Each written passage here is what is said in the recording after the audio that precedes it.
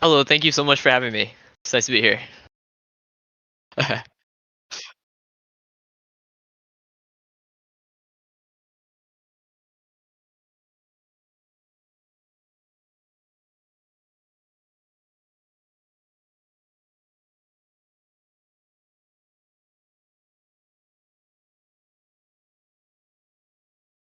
No, I've never been to. I didn't go to Omaha either time, so this will be my first one, and yeah, I am very excited.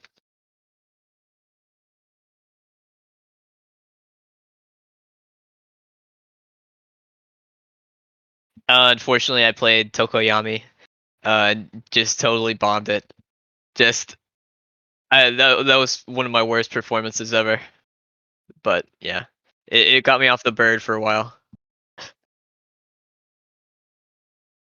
I was like 4 and 5. I played all 9 rounds. I lost my first 8 coin flips, and I played versus 5 Ochakos, and every Ochako just blew me up.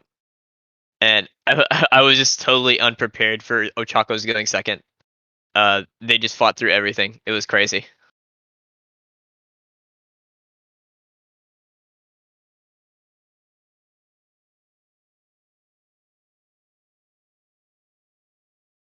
Mm.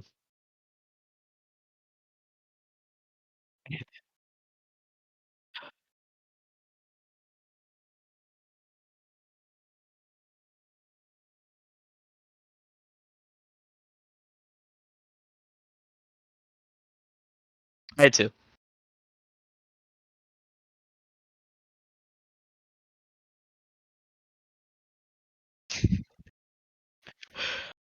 Must be nice.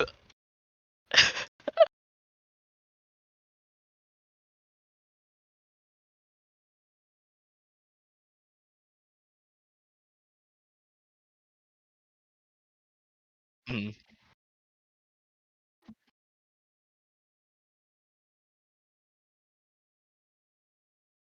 Mhm. It's hard. Oh no, no way.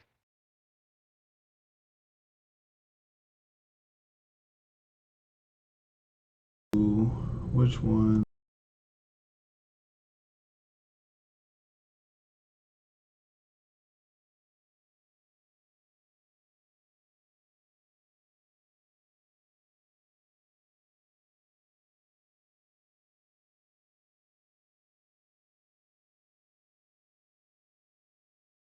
Blaming Andrew for this one.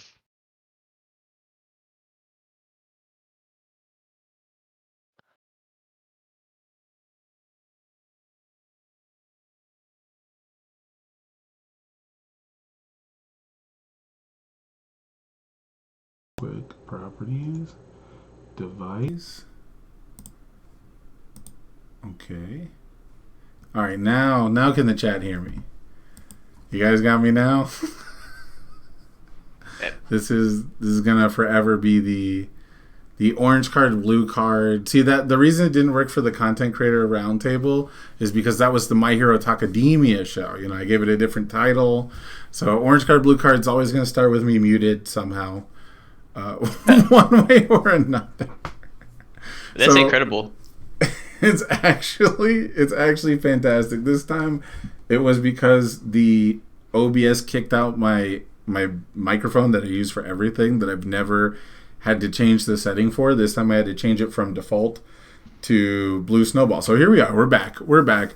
So if you guys hadn't heard me the whole time, we were just talking about the regional license exam. You guys got pretty much the one-sided take from Daniel there. I also played Tokoyami at the last regional license exam. It was kind of a mix-up. I meant to play Ochako. I meant to borrow cards to play Ochako 1 on the air symbol, but I showed up to my locals, and all we really had was like a Tokoyami, which was Daniel's list, ironically. And then I won all my dice rolls. I won all my coin flips. And so the only coin flips I didn't win were against an Ochako and an All Might 2. And they just absolutely aggroed me down. They were the only decks that really forced me to not. That forced me to use my Summon Dark Shadows defensively. They didn't just let me pick them up for free. So That experience was really cool for me because Tokoyami is not my type of deck, and I gained a lot of appreciation for it. And I don't think I would have done as well if I didn't talk to you all the way back in, I think it was November, maybe December. It was definitely like after the first. This is like before the competitive events, I'm pretty sure. But we had talked in the main Discord. And you had talked about using Summon Dark Shadow earlier in a turn. You had talked about how, even on a 2 attack kind of poke turn, those extra stats, especially the speed, can really push things over the edge. And that's something I had to sort of experience for myself. That's something that I didn't really, just looking at it on paper, doing the math, it didn't seem worth losing that Summon Dark Shadow. But I definitely don't think I would have dealt anywhere near as much damage or played as successfully as I did if I didn't have that advice from you, because people would have passed a lot more blocks based on that one foundation. Yeah, it's just like the type of thing where, like, I'm just trying to be as greedy as possible with it, just to, like, if there's just a chance that they can fail something because of one more speed, then I want to just go for it, because like if I'm using up resources, like there's no real like half measures, I feel like, in Tokoyami. Like I usually play pretty defensively, or I try to like just go all in on my attacks, just because I feel like a failed attack hurts a lot. Mm-hmm. And after you like use all your resources, it's pretty hard to defend from a similar offensive deck anyway. So you might as well like give yourself the best shot of winning once you've like decided to go for that line. Yeah. Um, yeah. I did a lot of building two and passing if I didn't have a super great hand. I had a lot of discard two, draw two in, to draw me the absolute nuts. There was a lot of hands where I'd start the turn with a Summon Dark Shadow and like 4 attacks, and I'd discard my only 2 non-attacks to draw attacks. So there was a lot of like really lucky plays, and I knew as soon as I hit top cuts and I was going second against a Froppy and against James Mann, who is, sort of done the rodeo before, right?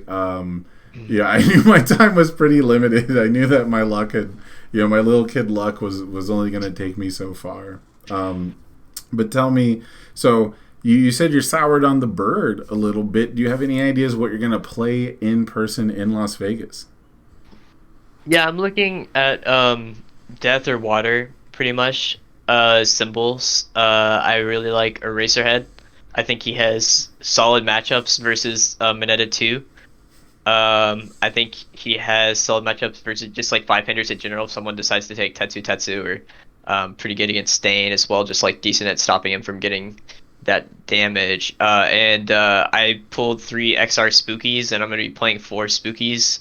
Oh my. Just try to pump the value of that card as much as I can. The Slashing Whirlwind strat. All right. But if I don't end up on Death Eraser, I will probably be on a water deck of some sort. Just maybe Froppy, but I think that there are other good options as well. So it's hard to say. Yeah, the water symbol right now really kind of has some of the best offensive tools, defensive tools, right? And then it also has the answers for those tools. A very proactive symbol, but also a very reactive symbol in a way. So you can, I think the fact that Irrefutable Force of Nature seals, symbols that it has itself is really kind of wild. That kind of remains like a counter to its own symbol. Having all the throw hate in the game, basically, all the take no damage from throws, is super relevant. And then, of course, it clogs your pool, and struggling with studies unclogs your pool. So it's really frustrating right now to look at the meta and try to not play a water deck because you feel like you have answers to all these things that people are trying to do. Right. But at the same time, you're taking the best advantage of it. That's the exact reason why Death is so attractive to me as a sort of counter symbol, because you have struggling with studies as well, and then you also have forcing surrender available.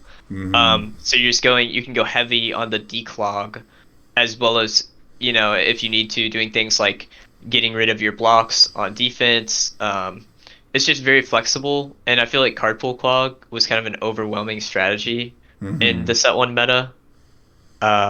Like if someone triple tongue whips you, there's not really that much counterplay, and now there is counterplay, so I want to play it. Yeah. Yeah, I definitely want to keep an eye out for those water decks. I want to have something up my sleeve for them. I'm thinking about also playing a deck that goes heavy on forcing surrender, not only because it has that decent matchup into this card pool clog world, but also because it has some of the most card draw available, even though it's not Mhm. necessarily card advantage. I'm thinking about playing Death Toga actually. Mhm. I've been a big fan of Alleyway Ambush in her just because I can filter through my deck and see those attacks, and it kind of solves the issue of drawing too many attacks but not having the resources to play them all, being able to play around that progressive difficulty. The version I like also has Crow and Frog Takedown in it. It has Binding Cloth Capture for the reduced difficulty, and then I'm playing a bunch of cards that will either clear my card pool or benefit from me clogging my own card pool. Lots of actions in it, so it's really the most aggressive I think you can make a deck, or you can make a Toga deck at the very least. So I'll have to test it into Mineta too, because I've not tested it into that matchup specifically yet. That seems to be the one I'm lacking, and it's probably Mhm. going to be the one that you need to know your deck can handle. Would you say that Right. Mineta 2 is acting as like a gatekeeper right now? Yeah, of course. I mean, there's just like it. I feel as though if you don't have a strategy for Mineta 2, you're just shooting yourself in the foot because he's so talked about and his gameplay loop is so simple that I can't see a ton of people not taking him. Mm. Even if he doesn't dominate tops, I feel like you're just gonna have to get through this guy in Swiss like two or three times. Yeah, it's looking to be sort of like a Jiro situation to me. I don't know if Mineta 2 has the sauce. I don't know if he really has that sort of visceral tempo that we've seen a lot of the decks in the post Kirishima format really have. And really, if you look at the Kirishima decks that won the mirrors and the top cuts, and you look at the ones that were final two, both the good symbol and the void symbol versions that were present at that provisional showdown, they really were the fastest, most aggressive, most explosive, excuse me, if you want to use that term. I know they don't really look like aggro decks on paper, right? But you saw it was very easy for Kevin to be putting 4 or 5 attacks in his card pool chain together very Mhm. early, and you saw Chris Nixon was using Crow and Frog Takedown to ignore progressive. He Mhm. had the Giro Ultra Rare Unwavering Slash to ready a bunch of foundations, more card draw, things like that. So you saw those decks playing as many attacks as a Tokoyami or a Froppy as well back then. So I don't know if Mineta 2 is ever going to do that to you, but it is really going to feel filthy when he hits you with 2 throws on turn 2 and has 2 momentum ready to go for your first attack turn. What do you think is the most important thing to bring into that matchup, the Mineta 2 matchup? What's like the one card, if you had to pick it over any other to draw in your opening hand, what are you looking for? What are you mulliganing for? One card. That's a great question. I'm gonna UVS Ultra. Let's That's a I think fair. that That's uh fair. you probably I mean I think struggling with studies is absolutely crazy. It's probably not as relevant against Mineta 2. Mm. Um because he's not really stringing out 3 that often. So versus Mineta 2, I mean the answer is gonna be throw hate, right? Like just keeping him off of that little chip and momentum as for as long as possible will stop him from eking out value. And you know, if he stays a natural 5-hander the whole time, then Mm-hmm. maybe in an early turn he draws up and he doesn't have any attacks, and then he can't debuild you. Um, Interesting. so just that ability to slow him down early while you kind of position yourself to play the long game like you usually have to, I feel like is very important. So I'm looking for wall cling or face shield, something like that. Okay, yeah. So wall cling, face shield. Mhm. Was it Confused. training with Gunhead? I think it is. Yeah, that's kind of iffy because it just sets it to 2, so like you're still taking the damage and Oh, he's getting the true. momentum. Um, so capture evildoers is a good one, I guess, versus him. And spooky, if you have speed reduction and you can set his throw to below 0 speed and then swap the speed. I love, yeah, absolutely. The fact that it still deals damage is mega important. Now, I'm gonna put a card up on the screen for you that All I right. think is gonna be sideboardable in these symbols if you're worried about this matchup. And that card Mm, is create capture net. Make sure you put that colon on your deck list. They're gonna be mm. checking. They're gonna be making sure in case they ever print create capture net or creating capture net. However, this is a card that I'm actually looking at not only because I really like these symbols, but because the life symbol has that throw hate. It has both Walkling and Faith Shield available. But on top of that, if I play create capturing net and Mineta uses that once per turn to debuild me, I can just play this after it, put the foundation into my card pool, play this Mm. probably on a 6, but you get stunned 2 and you immediately build that back down.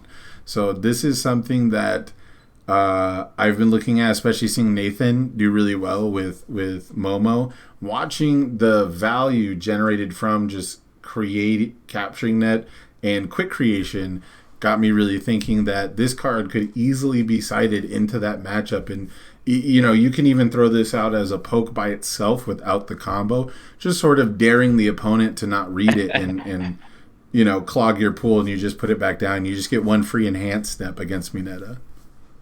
Yeah, I mean, actually, this is cracked. I'm obviously way beyond my. I've been so focused on a few symbols for my meta prep that, yeah, I mean, you get to do the thing that I love on Good Ingenium with this card versus Mineta, where you play passing the torch and you first enhance passing the torch, and you're like, okay, I mean, do you build my passing the torch, and I'm gonna build it in Yeah, and play it again.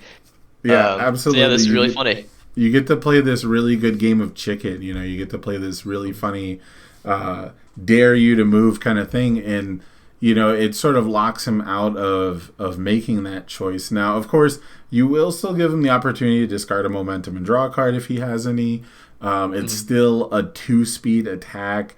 It's still not mega threatening. However, if you are struggling in the Mineta 2 matchup, and you have these symbols, this might not be something that you've ever considered for your attack lineup, but now is a key sideboard piece to running your offense naturally.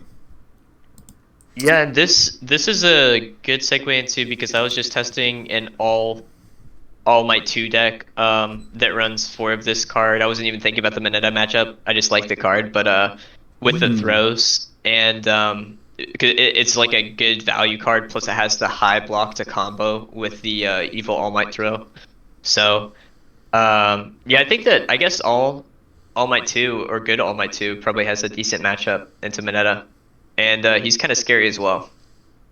Yeah, they both love that momentum, and now they both love throws. The All Might Right. 2 throw deck, I think, is better than the Mineta 2 if you're looking for a throw based offense. Now, of course, if you're looking for a slow defensive based deck, Mineta 2 is still really kind of the king at that. But having a more proactive draw sequence, I guess I'll say, having the ability to draw 2 cards off of it, right? I think is super duper powerful. I think him drawing 2 off of an attack that he's not planning to block is one of the strongest things about All Might 2. But have you? So you're saying you've not really considered it for Vegas yet? Does thinking about that Mineta 2 matchup change this at all? Probably. I mean, I was like, I didn't even intend it to be a competitive deck when I built it. I was just Mm. building it for fun with the 1 check and the 2 check. But then I just kept playing it and winning these really like nail biter games versus like tuned Jiro builds and I don't know into other meta decks. And I'm starting to think that there could be something real there, but I'll have to do some more testing. I might take it to locals and practice some more. Now, real quick, clarify for me because now we have more than one. When you say the 1 check, you mean double front beatdown, or do you mean No, sinister paralyzation, or not sinister, dropkick slicer? yeah, I mean Dropkick Slicer. Okay. How do you feel about the 10 health or less -1 difficulty ability on that card? Does that come up fairly often for you? Do you like wait till you're low health to use it maybe? No, but I run 4 Zoom, so like I know if I'm going to check badly on the first one, um, a lot of the time, and I actually look for Zoom and Mulligans. I run a really low foundation curve, Mm. uh, and then I just try to go ahead and like I played the create capturing net as a way where if I know I'm going to check badly on the first card, I can play a foundation and then go for a create capturing net to try and start the turn off. Mm. To not like just completely lose an attack turn at the cost of playing the 1 and 2 check.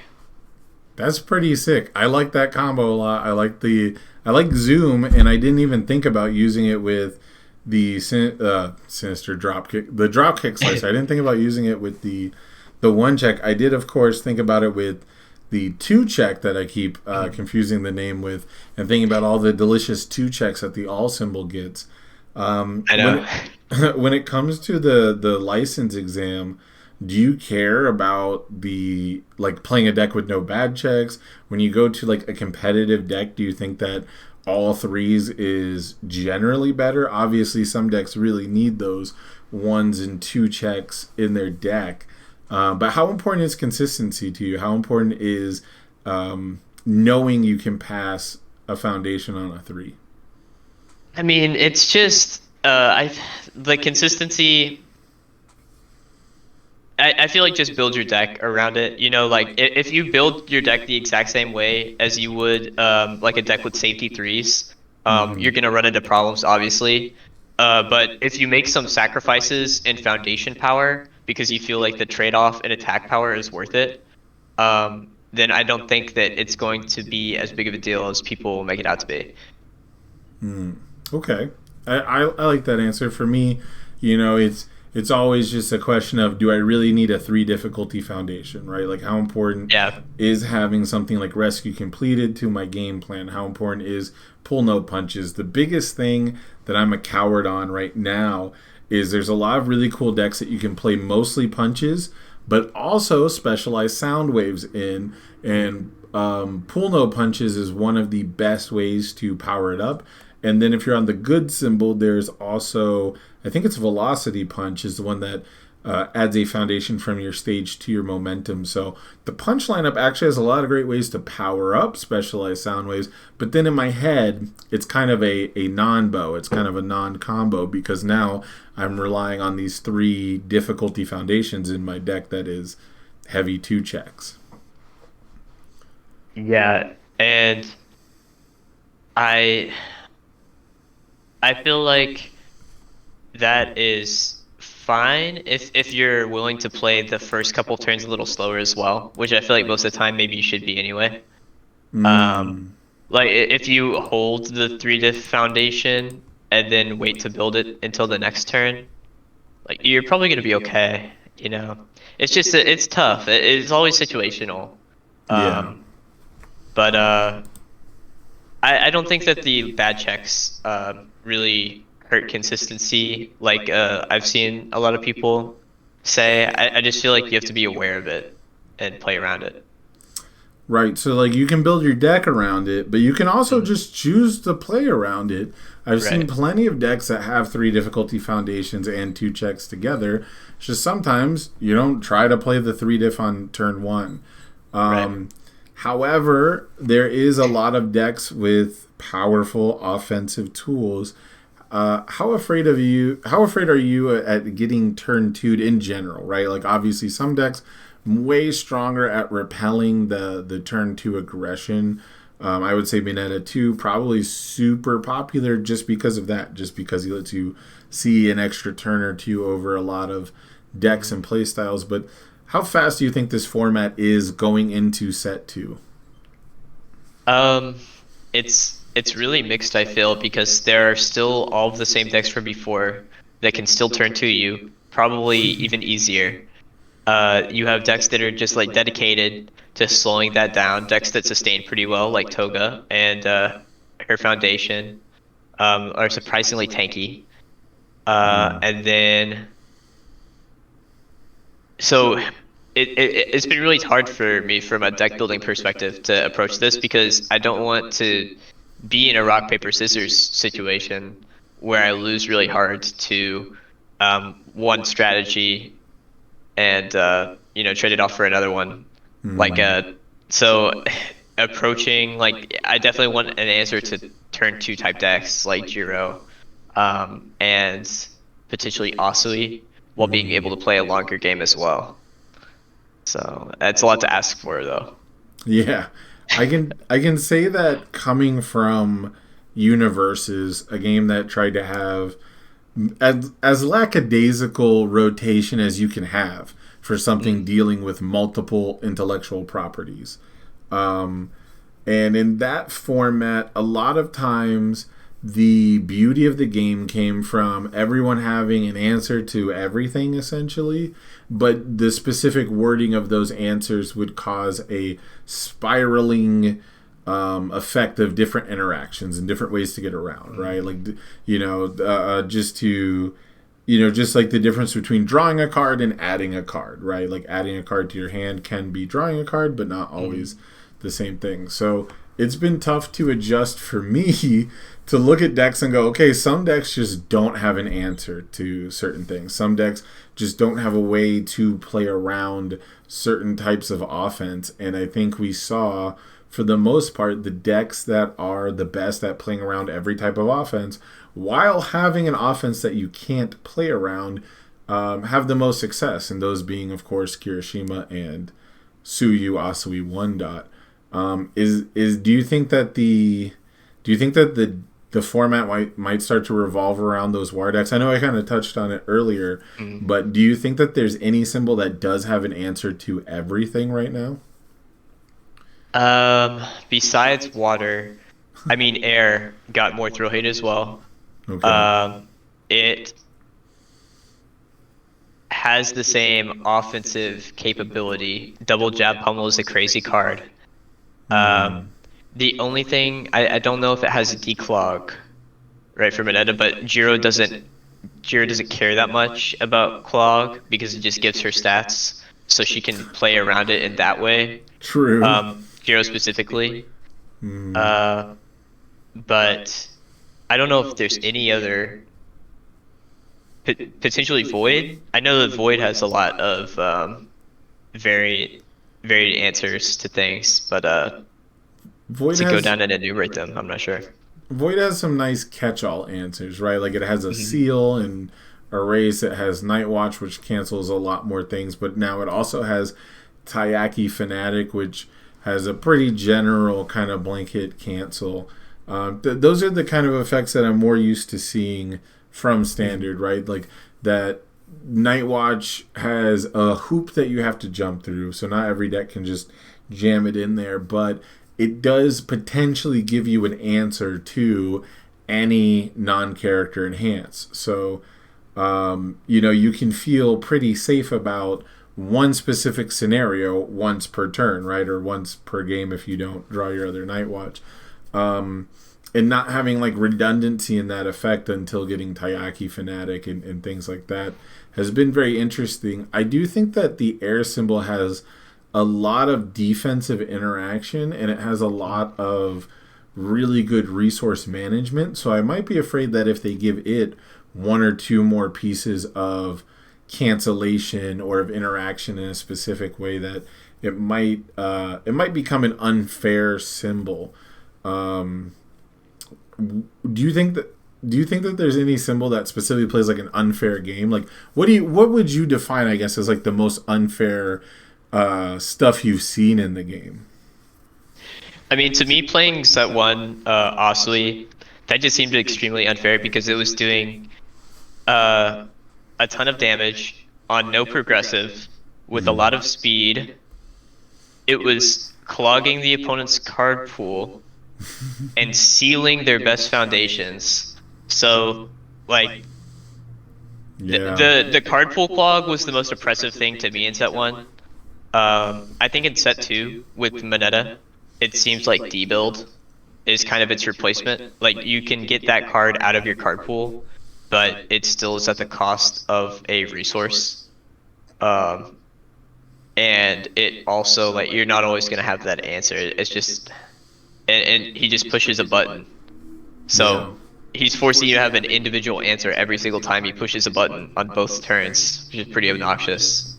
You just have to pick and choose the right time to use it, which is difficult.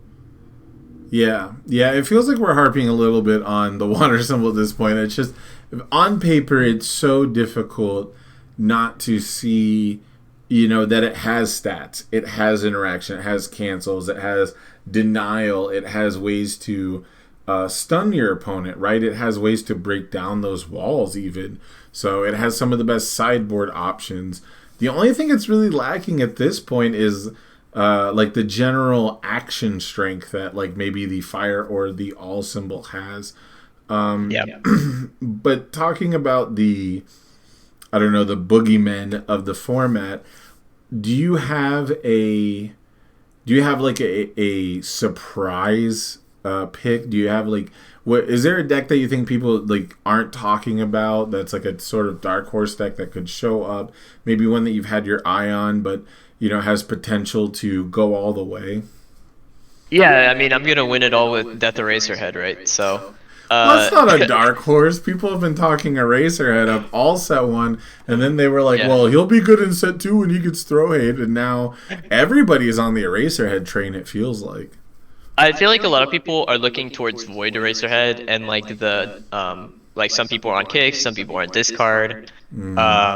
But I like that Death has the consistent declog. Like just the Mina 2 foundations to me are Okay. really strong. Those are on water, obviously, but also how to impact Cyclone, I think, is an amazing finisher. And Death, you also get excited for blood. Like you just get a ton of value, and I think that the pure value plus like the concentrated amount of hate towards card pull clog, which was a predominant strategy, and I expect to continue for a while. Just turns Death into a pretty crazy symbol. You also get card pull clog too, right? Because you get cheerful uppercut on defense. Yes. So I just think that Death in general is pretty nice. I would trade it out for the Mentor Legacy Punch, although that's better against Jiro. That's one of my sneaky good cards that I really hope ends up busted, but man, is that card mid? That's a mid zone attack. It could have been a high attack and it would have been like right there, I seriously doubt I attack with that card more than like 1 out of 20 times. I like it because it stops face shield. That's a big one for me. Oh, you know what? You're right. Yeah, you're absolutely correct. Yeah. Like you can still face shield it. Like you can block it all you want. It's 5 speed, right? And then if you block it with the face shield and you want to remove, like I just get to remove. Like a big part of that card is going to be the fact that your opponent won't want to play small responses because they don't want to give you -1 progressive.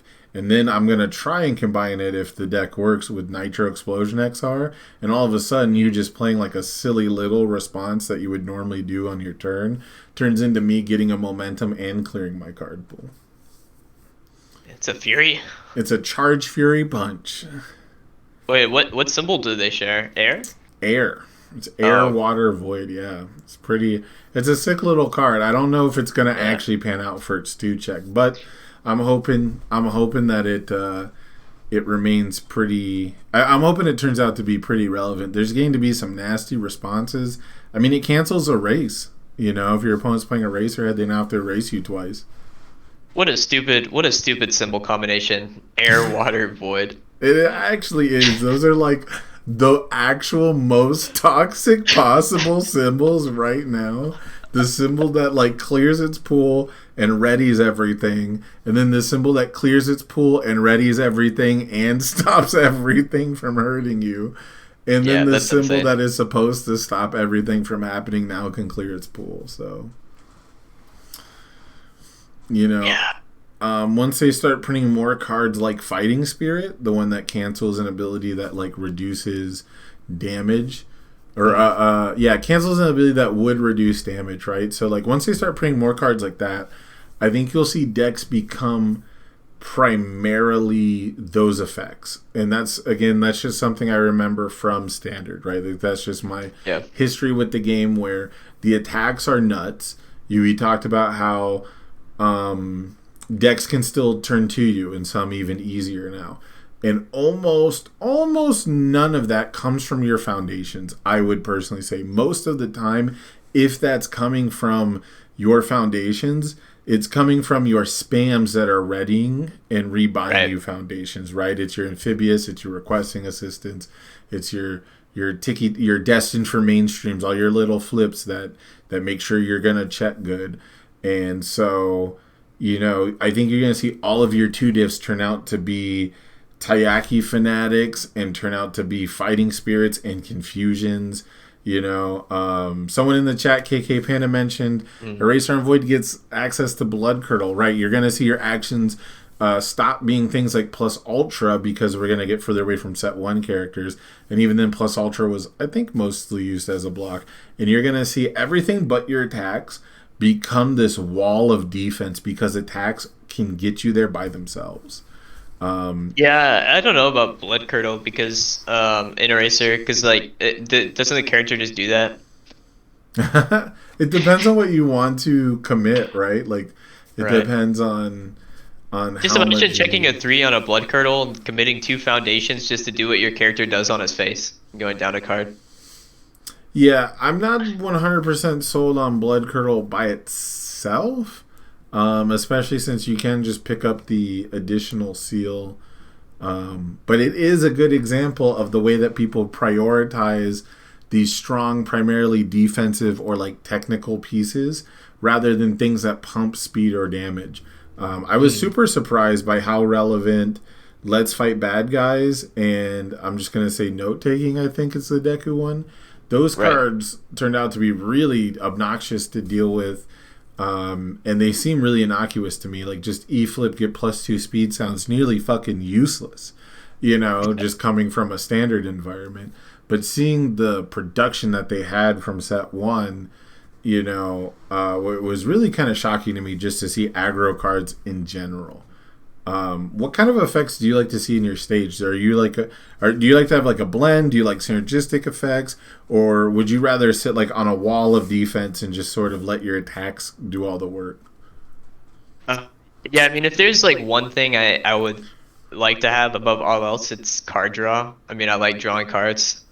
So like my card draw foundations are my favorites. I pop Self-Assured to draw a lot. If I ever get it up to 4, I feel like I have to. Yeah, and then I really like foundations that do things on offense and defense, like Heroic Lineage, drawing a blank from set 1. I guess Amphibious, like stuff like that, where it has really good two-way value. Sticky Balls is a good example. Creepy is a good example. I feel like those cards are so strong because they're just incredibly flexible. And so they might not be the best valued to do one thing, but being able to have the freedom with them just like gives you more chances to win in more game states. And then if I can't have a two-way card, then I want a card that does defense over offense normally. Like for foundations, because I feel like the attacks should kind of handle the offense and the foundations should kind of handle the defense, and sometimes there are exceptions, but for the most part that's how I like them. Yeah, I one of the cards I like the most, but I never really get to use it because my philosophy and my play style lends itself towards doing exactly that, letting my attacks speak for themselves and making sure that because if I'm not attacking and I'm building, right, I'm naturally passing the turn to my opponent. And if I'm building foundations that only do offensive things, I basically have to wait a whole turn. They're not active during the next turn. So in that respect, offensive foundations are naturally just slower in a way than defensive foundations. And because of that, you know, my original point was the card I wish I used more was shock treatment. I love foundations that commit other foundations that, you know, typically you get to deny not only the ability, but now also the economy. You know, you get to deny that resource. And shock treatment being only used on your opponent's turn if you destroy it is a very fair cost. Don't get me wrong. But that has led me to leave it as a one of when there's so many situations where on offense that card could be an all-star. But now I just see the value in things like Giant Ice Wall, just, you know, spending that momentum to commit two things, right? Spending that one momentum to seal something for the whole turn with Airstream Driver. You know, I can sort of let my attacks just do that for me. And when it comes down to it, you know, E-flip for E-flip for +1 to a block check ends up being more useful a lot of the time. What would you say is the best foundation on both offense and defense? If you had to pick one, I know I'm putting you on the spot a lot tonight, but if there was one card that you're like, damn, I love using this on both turns, what is it? You did mention I was a new player to the game, right? Yes. Using it on both turns. In set 1 or set 2? In any set of the whole game, of anything you've played with. Probably Excited for Blood. Damn, I didn't even know that one counted. What? I didn't even think of that one as counting, but you're absolutely right. Your opponent can definitely lose life on their turn, and it absolutely sucks when you proc that by accident. Yeah, I mean, or when you have your own Excited for Blood, you know? It's like anytime anyone uses it, everyone's are excited for blood. I told the unfun stuff guys, they were egging me on to play the Gravedigger Toga that I was talking about earlier, the one that plays Price for Peace and like all the actions. Right. And the main reason I don't want to play it is because I don't want to play a Toga mirror where as soon as one person loses life, it starts this chain of events like, well, I'll respond on character. Well, I'll respond on my character. Well, because you responded on your character, I'm going to respond on my character. And then, well, because you're doing that, I'm going to Excited for Blood. But then I'm going to Excited for Blood now, even though I can Excited for Blood at any point to any of these other triggers. I'm going to do it now. And then I'm going to flip Excited for Blood to my own Excited for Blood trigger unless you can respond. Like, I just don't want to do it. Yeah, it sounds so bad. It sounds so painful. I've just tried to memorize the shortcuts. I'd be like, okay, I'm drawing 3 and discarding 2 here or something, and we're going given a life. Like, let's just go. Please. I don't want to be 20 minutes into somebody's third throw and they're like, did I use this Excited for Blood yet? And I'm like, how many cards are in your hand? Like, you know, like, yeah, I don't want to backtrack through it. Like, oh, is this the second time you used Toga? No, you used Toga. I used it. No, okay, but I used an Excited for Blood. Like, I just don't want to do it. Well, we can use dice. You know, Lee Noko's favorite solution, the most elegant. Yeah, we have to use dice to keep track of until they start giving me official Universes licensed Pokemon damage counters, which I'm sure no one does anymore because they're a choking hazard and more expensive to produce. But I miss those things. I don't know if you ever had the original. I don't know when they stopped doing them, but I used to get these little blue pebbles, these little blue stones, basically, as damage counters with Pokemon starter products.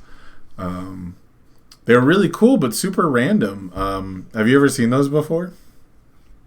Like little marbles, basically? I feel like I have seen these. You're saying they don't have them in card shops anymore? Oh, I'm saying I don't think Pokemon gives them away. I don't think. Yeah, they're like glass beads, and they usually had like one flattened edge. They usually had like one little flat side to them. And as a kid, I was just like, oh, they're damage counters because they said they're damage counters. As an adult, I look back and I'm like, wow, why did they ever print those specifically? Like, why did they put... Like, it just seems very random to make a glass stone. Yeah, my mom actually just like kept a bowl of these decoratively, like had no idea what they were for. I think my parents did the same at one point. I think they put them in a vase. But yeah, I used to love little stuff like that. I'm not like most people. I think when it comes to card games, I like as many extra stuff as possible. I want to roll dice. I'll flip coins. I'll play Goblin Game. We'll go hide objects in a room. I'll put three fingers behind my back.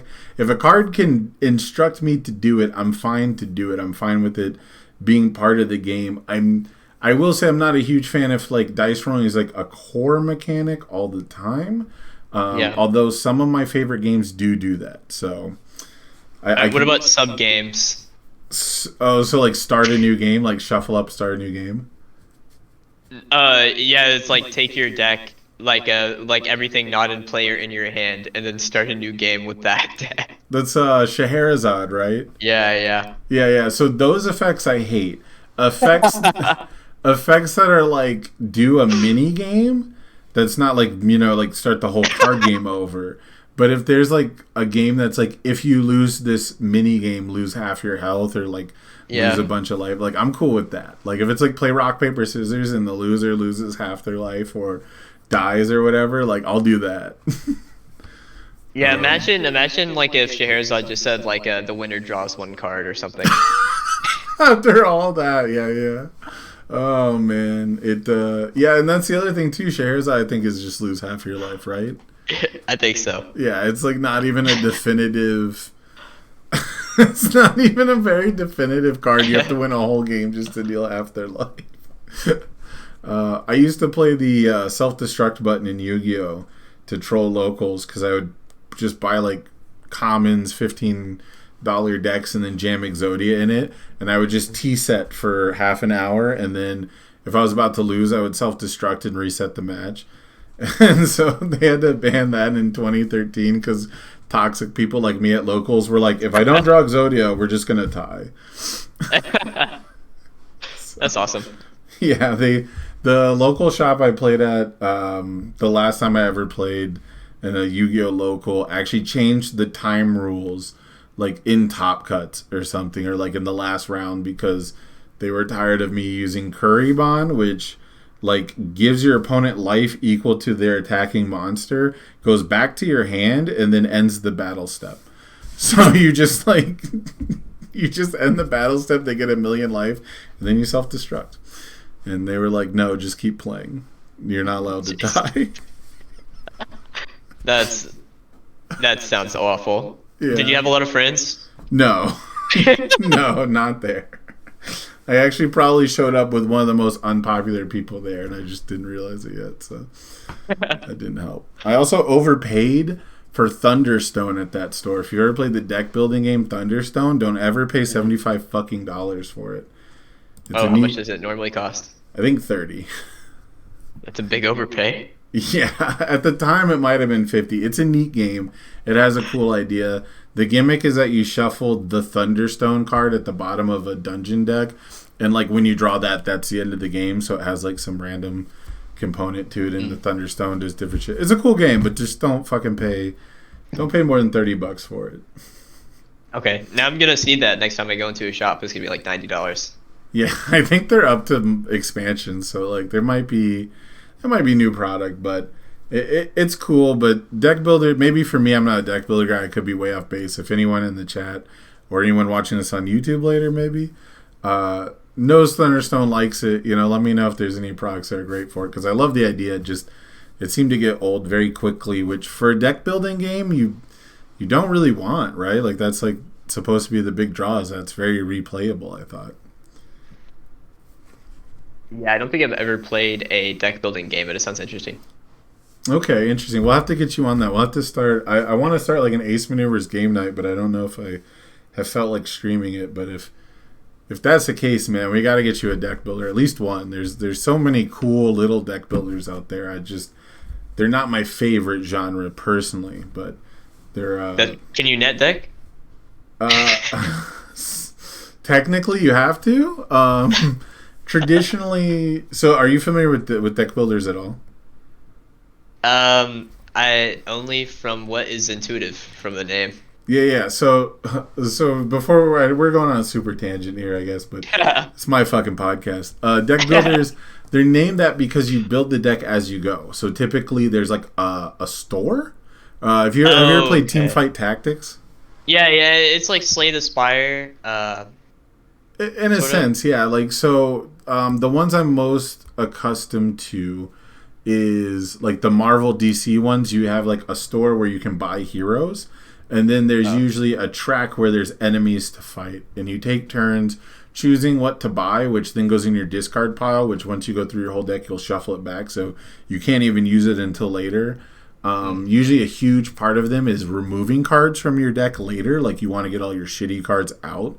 So decks that can like remove cards from the game are really strong. And then usually nowadays they're very cooperative. But typically before it would be like a race to see who can beat the most enemies. And you would just like you'd start with like 5 cards. You buy new cards to add to your deck, and you try to go through your deck as fast as possible to shuffle all your good stuff back. And you can typically cycle through your deck 4 or 5 times in a game. But yeah, they're really cool, and they're sort of like random draft deck building in a Like box. Hand of Fate, because I played that game. I want to say yes. I don't. I have not played that one. And again, they're all different. Like they all have slight differences. Like when it comes to Thunderstone, the cool thing about it is instead of buying heroes or characters, you buy items, and you use Mm. items to fight the monsters. And it's like you fighting. It's like your items, your inventory. There's no like card for your character, and you're fighting monsters in the dungeon. You like venture into the dungeon. It's actually kind of like the Magic the Gathering cards. So you have to like say, I'm going to the shop, and then you go to the dungeon. And then when you kill monsters, the monsters are worth gold, which you can then use from your hand. You know, they go into your discard pile, but you can't use them to fight because they're not objects, they're not weapons or items.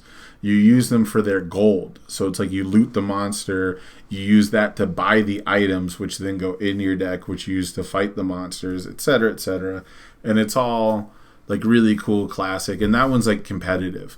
The Marvel, I think the Marvel one is technically co-op, but then like there's like a top hero, you know, very My Hero Academia. Actually, there's like a number one hero based on how many villains you defeated, but you're all working together. And in that one, you have to like save civilians. There's like civilians that spawn with villains who are being kidnapped and stuff like that. So Yeah. there's a Is lot there a of way to different like make ones. the other heroes like somehow kill more civilians or something? Like gank them? I don't know.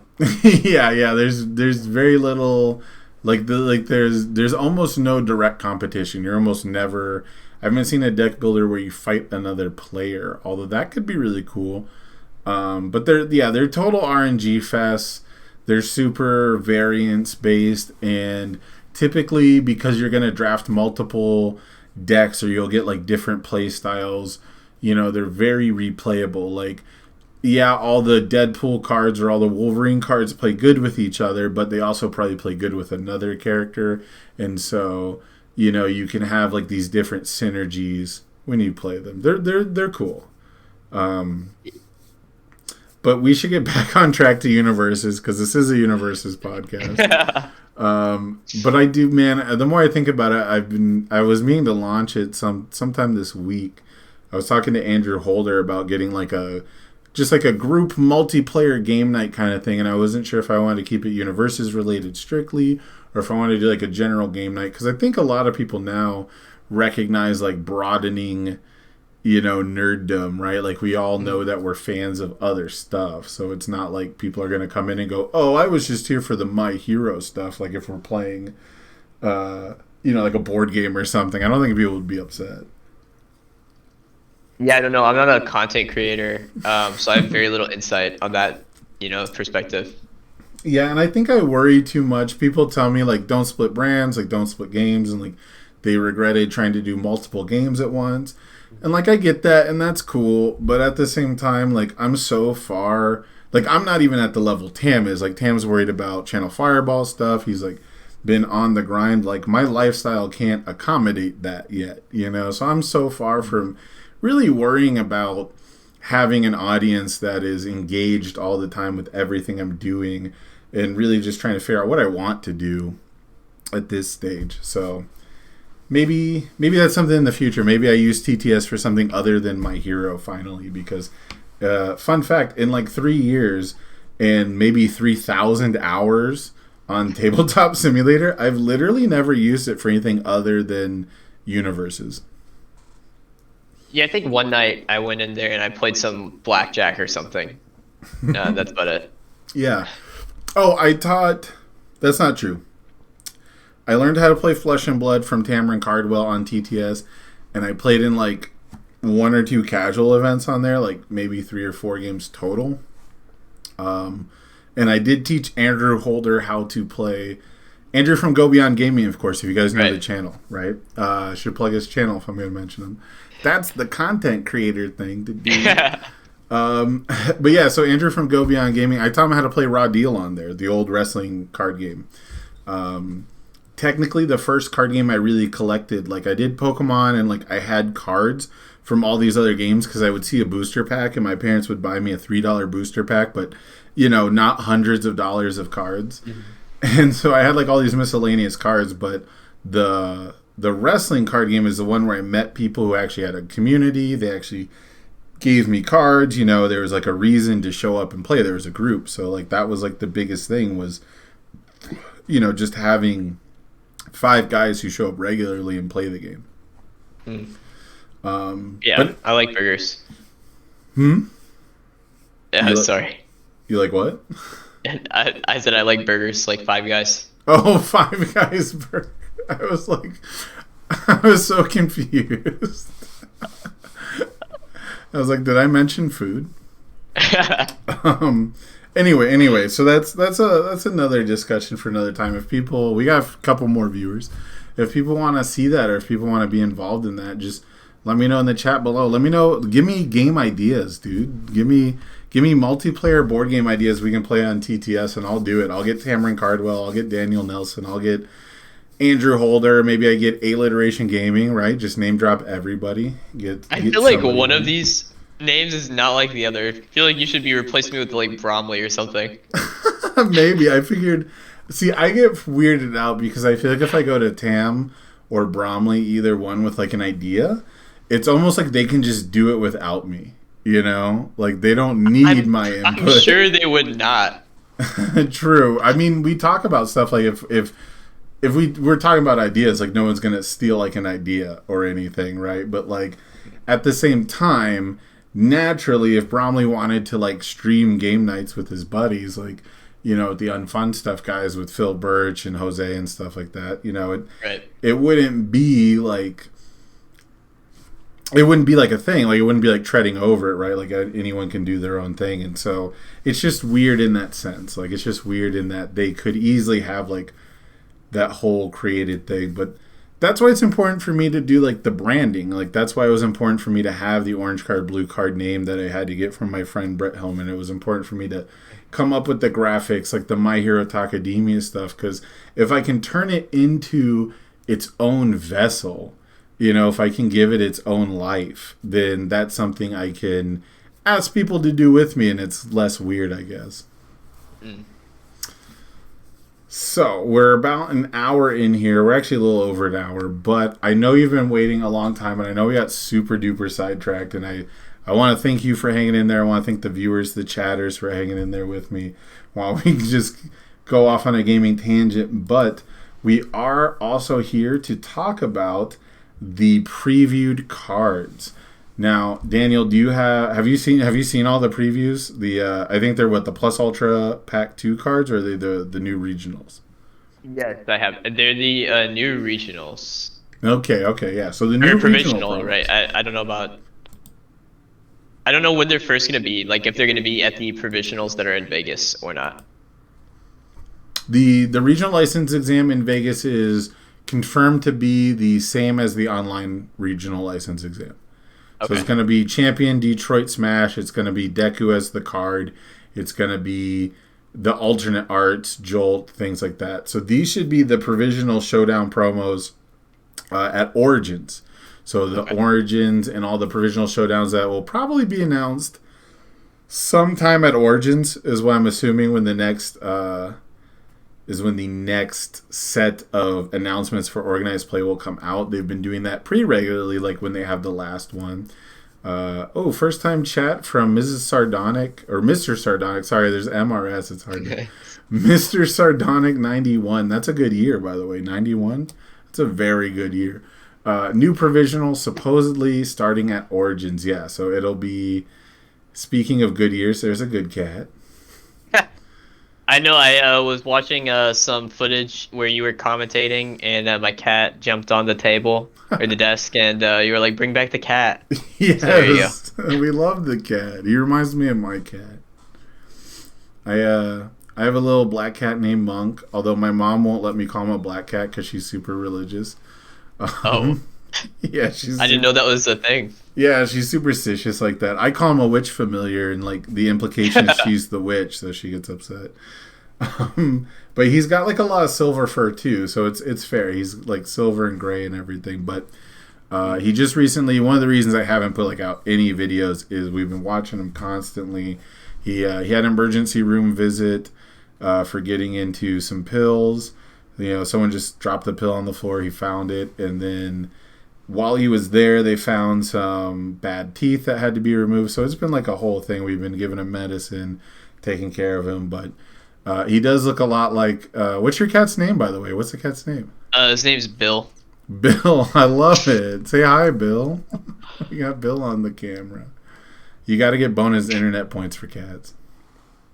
Yeah, yeah, sorry, that sounds terrible. Yeah, they're so cute and so dumb. Terrible. Yeah. Monk is Monk is really a strange cat. Like a lot of people, we're gonna get onto a cat tangent. I can't do this. A lot of people say cats don't like show love or affection, and it's definitely wrong to just humanize their emotions and their actions. Like there's definitely I'm not a cat language expert, like a body language expert or anything. But Monk is a cat that seems to learn very quickly from certain things. Like he doesn't repeat mistakes. He doesn't like let the same things happen to him. And at the same time, he seems like a very grateful cat because he was an outdoor cat that we just started to feed and slowly wormed his way into our house and into our lives. So he, again, I know it's like it's not right to just take human behavior and like overlay it, but he's just such a wonderful cat. I wish I could just put him on screen right now, but he's downstairs. So some other time you could do a co-host with Monk. Yeah, I would love to do just a cat stream. Just put him on the camera, like just talk while he's the only thing on screen. All right. That's the new Twitch meta. You gotta put a GoPro on your cat.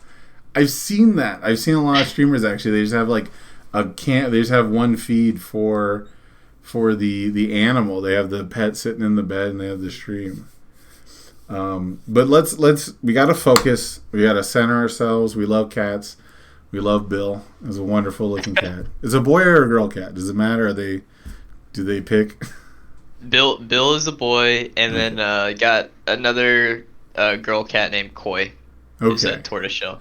Because I have known an animal named Bill, and it was a girl. So I just wanted to make sure I didn't misgender your cat. There's a Billy. Yeah, it's okay. I mean, I don't think he cares that much. Fair enough. All right, so let's get focused. Let's get back on track. Let's get back to universes. Let's talk previews. Let's talk spoilers.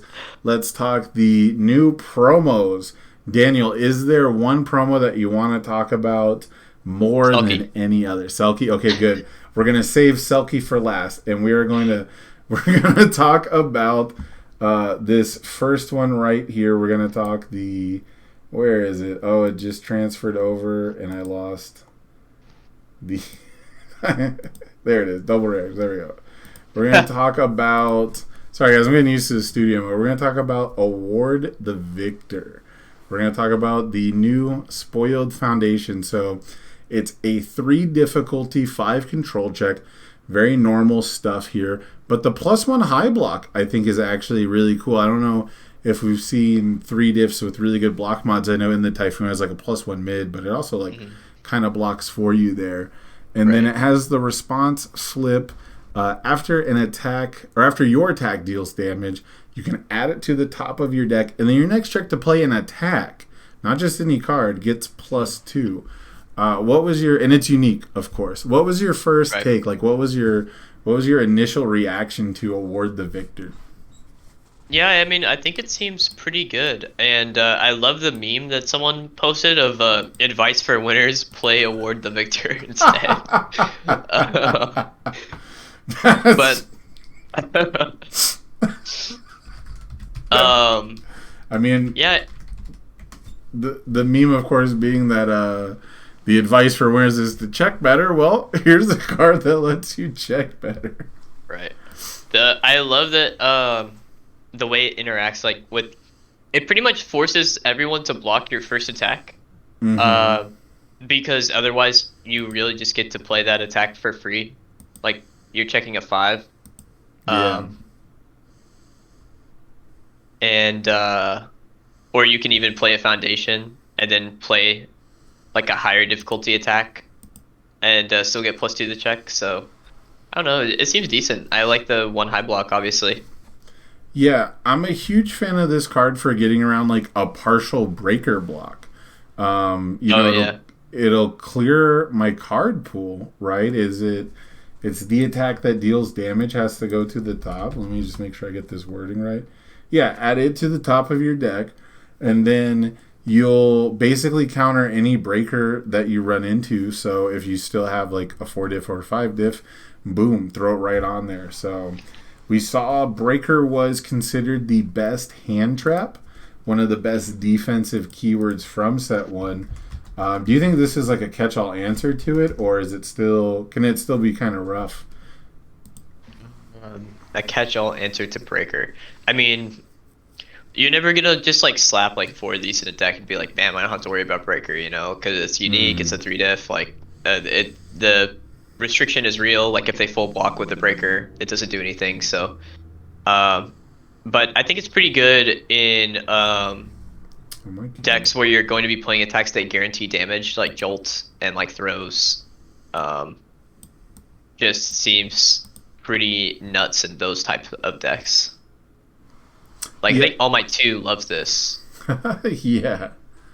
Obviously, I mean, it's Ghostface, so. Yeah, I'm a huge fan of this with Capture Evil Doers, with actions, right, that you might play as a form. Maybe, I don't know if the symbols are right for, it doesn't have a go for the win symbol, but, you know, I could see this being the kind of thing where on like a,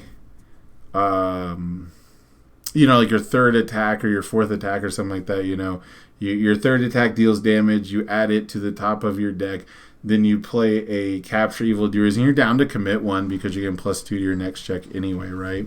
And then you could just clear your card pool, and now you can't fail your next check to play an attack. Something like that would be really cool. That is kind of over-styling. That is kind of going a little deep for the meme.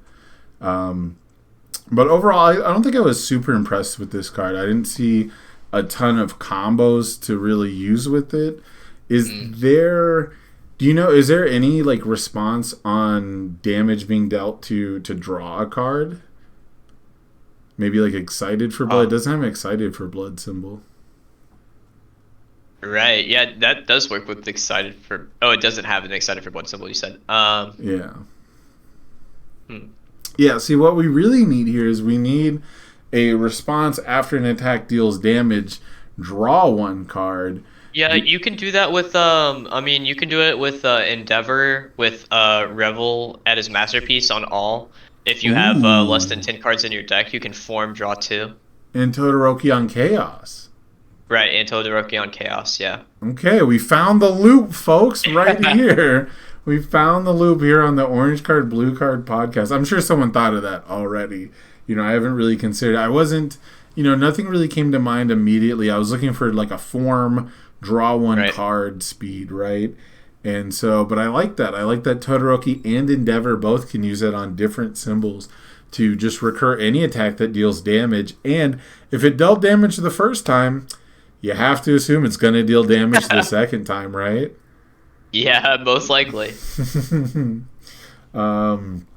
So I think that's really it. Is there anything else you want to say about Award the Victor? You know, it's got some nice art. It's got the nice little. Was that is that the 1 million point headband? I I have no clue what the I art don't is. know. Yeah. Oh, I am frozen on her stream, pretty Oh, unflatteringly so. is it? My goodness. Let me. Huh. That is weird. You're not frozen in Discord. Let me see if I can fix that.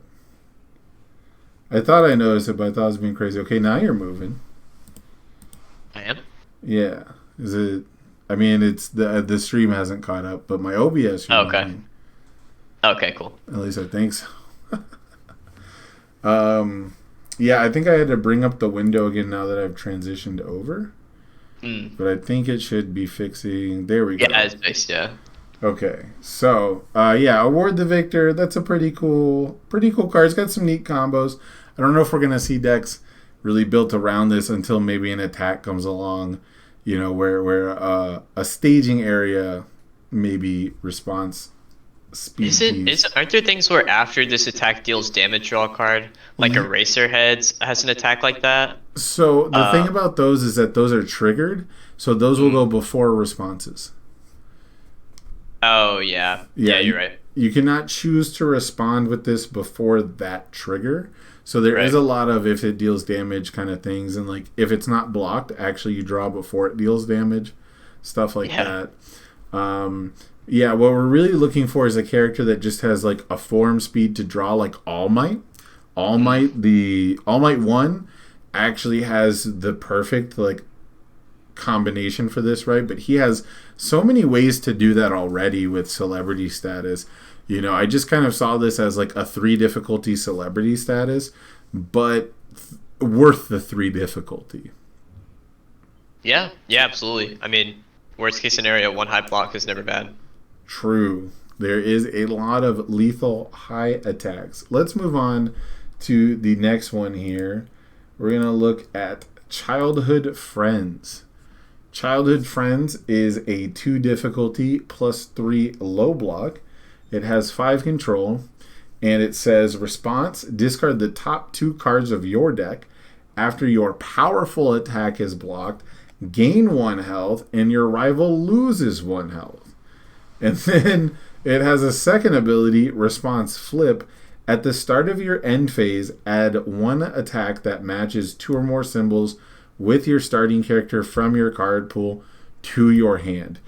Those are 2 doozies of an ability, of abilities, I guess, plural. Those are Yeah. 2 fantastic abilities. Which one's your favorite? Like just hearing those 2 like that, like do you have one that sticks out as a favorite? I mean, I definitely have a favorite and a least favorite. I'm excited to play the bottom response, and I'm dreading Life Toga playing the top response. Hmm. Like I feel like I mean maybe she doesn't play powerful attacks that often to proc it, but I just know that that's gonna be so annoying. Um, I Yeah. don't know. Yeah, I think that the bottom response though, I really like it in Endeavor. I like it in. There's a lot of Todoroki attacks that match. I would play this in Tokoyami. Actually, Mm. like Tokoyami gets to pick up Ruin. Yeah. Most of his attacks share a lot of symbols with Right, him. right. Like gets to pick up Ruin, Ice Storm, like any. It's kind of nuts. Yeah, I definitely think that that's like the better ability. That's the one you're gonna end up using more often just by the nature of like it flipping. When I Mm. first read the first response, I was kind of really annoyed though because I feel like +1 health minus like a 2 health swing on block is really frustrating, and it almost makes it feel like you get Snipe's ability. Like you get like Snipe's ability and Mina's ability if you're running only powerful attacks, and that felt kind of frustrating. But at the same time, it being a unique foundation means that they can just flip it or Right. answer it in some way. So it seemed kind of like the an annoying ability that also, by the way, can kill you. So if you go down to 1 life Right. versus a mono powerful deck running this, you can't survive. So it seemed like Snipe kind of gets hosed by having his character ability just replaced, having a more broad, even if it's less used keyword. But I definitely think that bottom response makes this an auto include on any deck that's playing its own attacks. Like every character, I think, is playing attacks that share at least two symbols. So if half your attack lineup is a target for this unique two diff, I think you can Right. find a spot for it in your deck list. How does the interaction work? Like, so at the beginning of your end phase, you flip it before you build anything, correct? So you get to play one of these at the end of your turn, use the bottom response, and then have one going into your next turn. Yes, you can do that dance with the wealthy aspirations. Yeah, at the start of your end phase, it should be the first thing that happens. It should be the first thing before anything else happens. Hmm. And that's really going to come down to like if they want to change anything with the My Hero rules. In standard, typically in universes, it's the kind of thing where like that wording is meant specifically as like a bridge before you start doing the instructions of the step. So that'll be the first thing that happens. It does mean you can't build a childhood friends. You can't put it in your card pool and then it'll just build before the attack, like the way that you can with wealthy aspirations. Um, and at the when I first read this card, I thought it was any end phase. So I was really excited to play it in Oh, Endeavor, so I could block with the same attack like a million times. right. Yeah, this is gonna be annoying in Bakugo, right? Like, because a lot of his attacks are just powerful. In Yeah. what's up?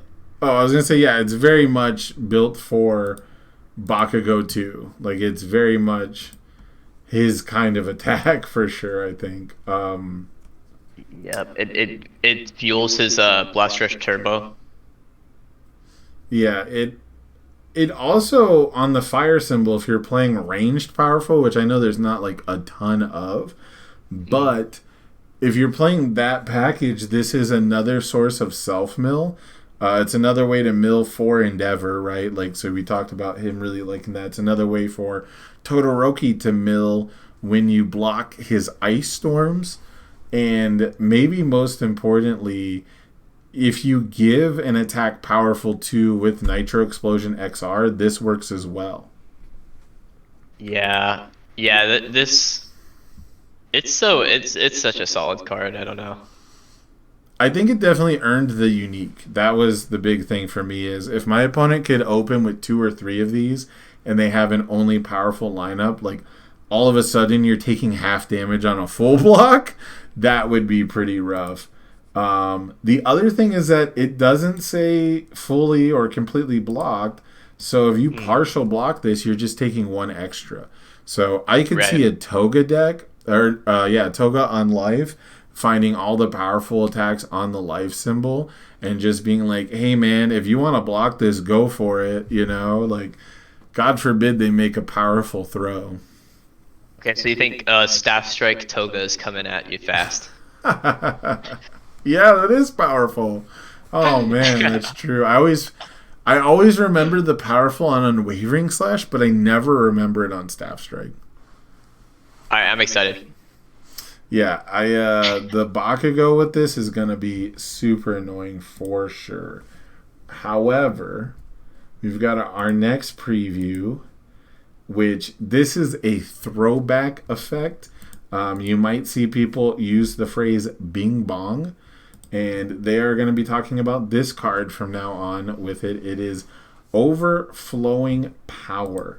Overflowing Power is a 3 difficulty action, and I'm a little surprised at the 4 control check, but it has this little emblem, it has like this little spark around the 4, and that's because you can respond, remove it from the game. After this card is checked to play an attack, that attack gets 1 speed and 3 damage. That is kind of nutty, but on top of that, it also has a response played from your hand.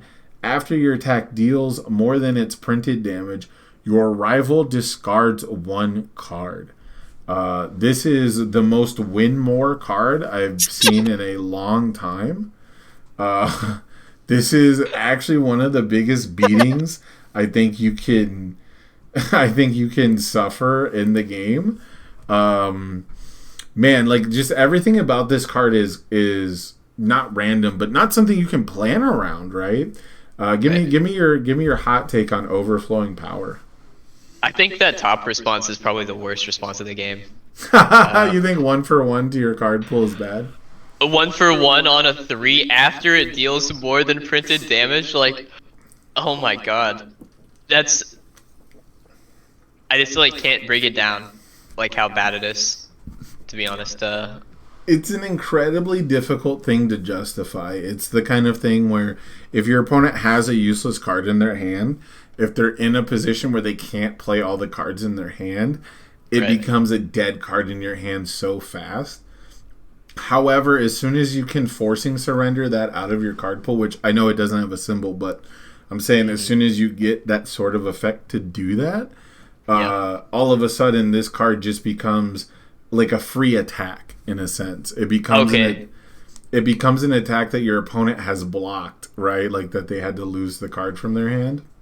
You know what? I found the upside, okay? So you make an attack more than double its printed damage, and then they half block it and breaker you, and then you clear the breaker by playing this card and failing it because it's always terrible. You think this card is always terrible? I don't know. If somebody it's like I've seen some cards where I'm like, if someone wins a match versus me with this card, I'm quitting the game. So I think that this is an effect that has sort of existed on cards in the past, even easier. There's a card that was a 0 difficulty that you played as an enhance that made your opponent discard one random card, but it sat in your card pool, so no one played it because the trade-off of +1 difficulty was not really worth it. It wasn't worth like jamming yourself, and it wasn't really worth checking a 3 on. Like, you're not going to pay the 1 foundation for this.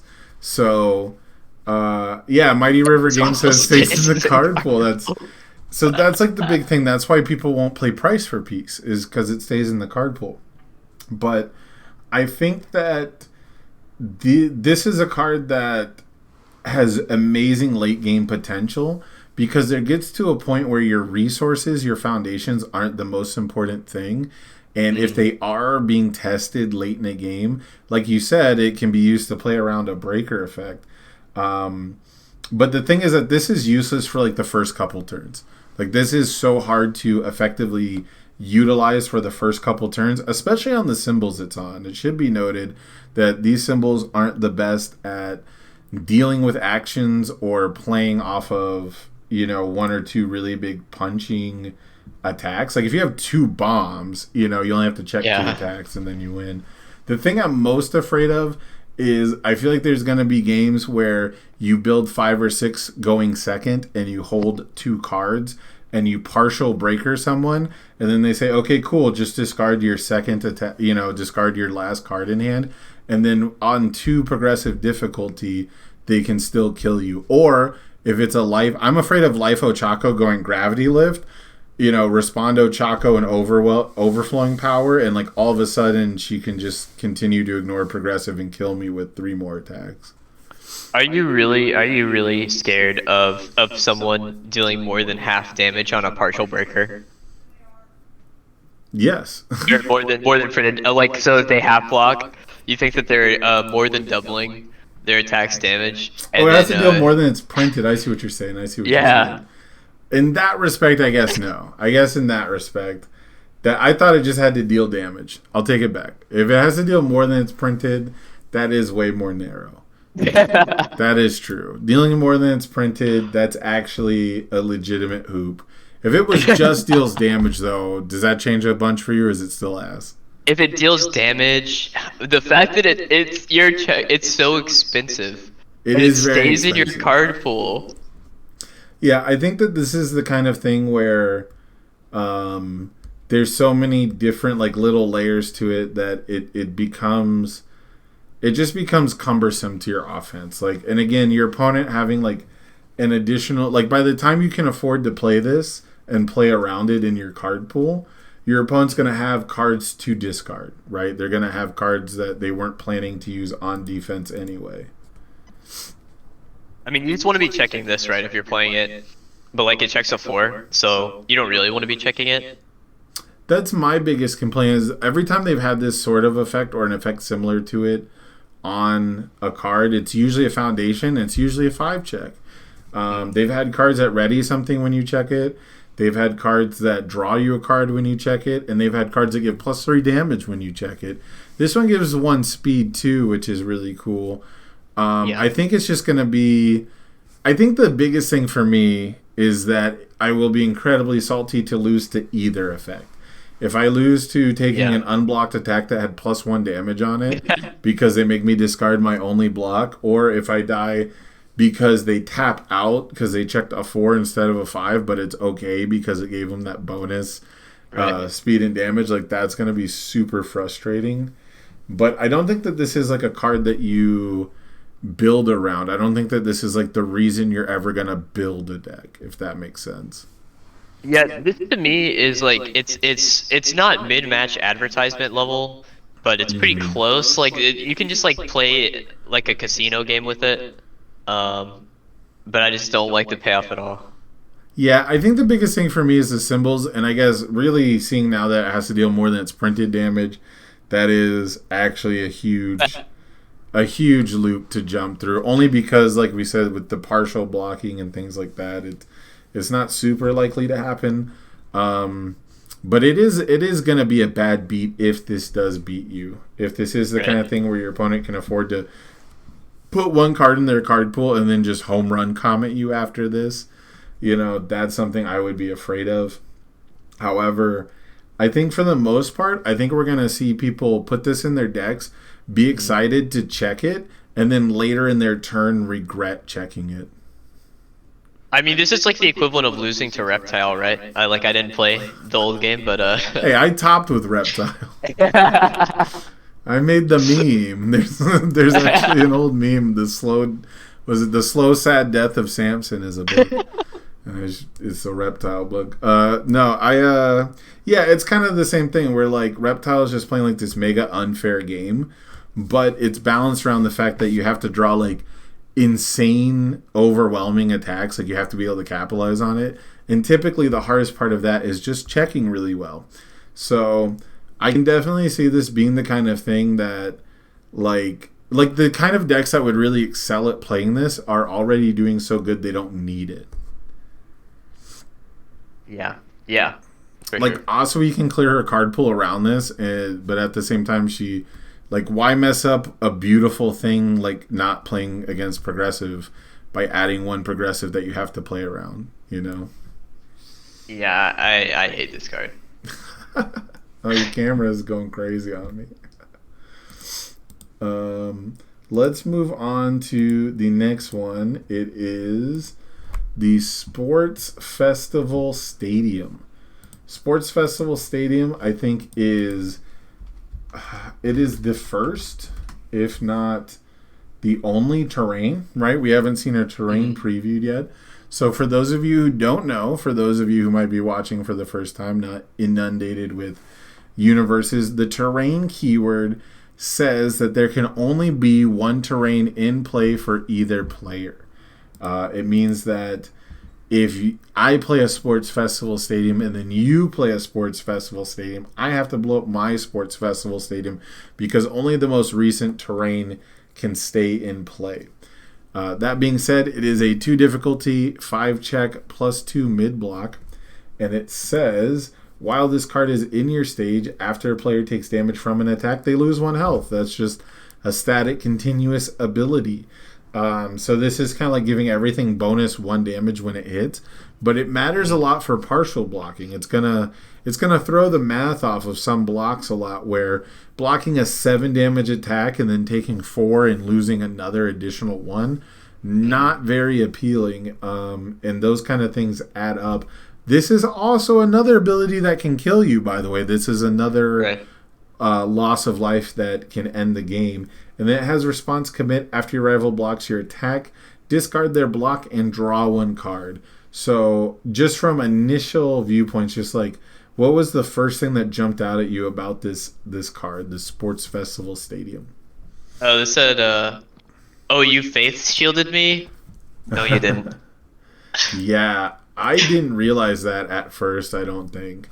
I don't think I had it keyed in that this like can kill a response on something, and that's what I am most excited about. I think I'm playing these three symbols going forward, maybe forever. Yeah. No breaker. Yes, please. And I draw a card. Yes, please. Yeah, and like if you were playing against, which by the way, this has two Asui symbols, but if you're playing Right. against Asui, you're just like you're gonna clear it anyway. You know, you're gonna clear your ice storm anyway. Let me just do it for you, and then I don't have to deal with the breaker.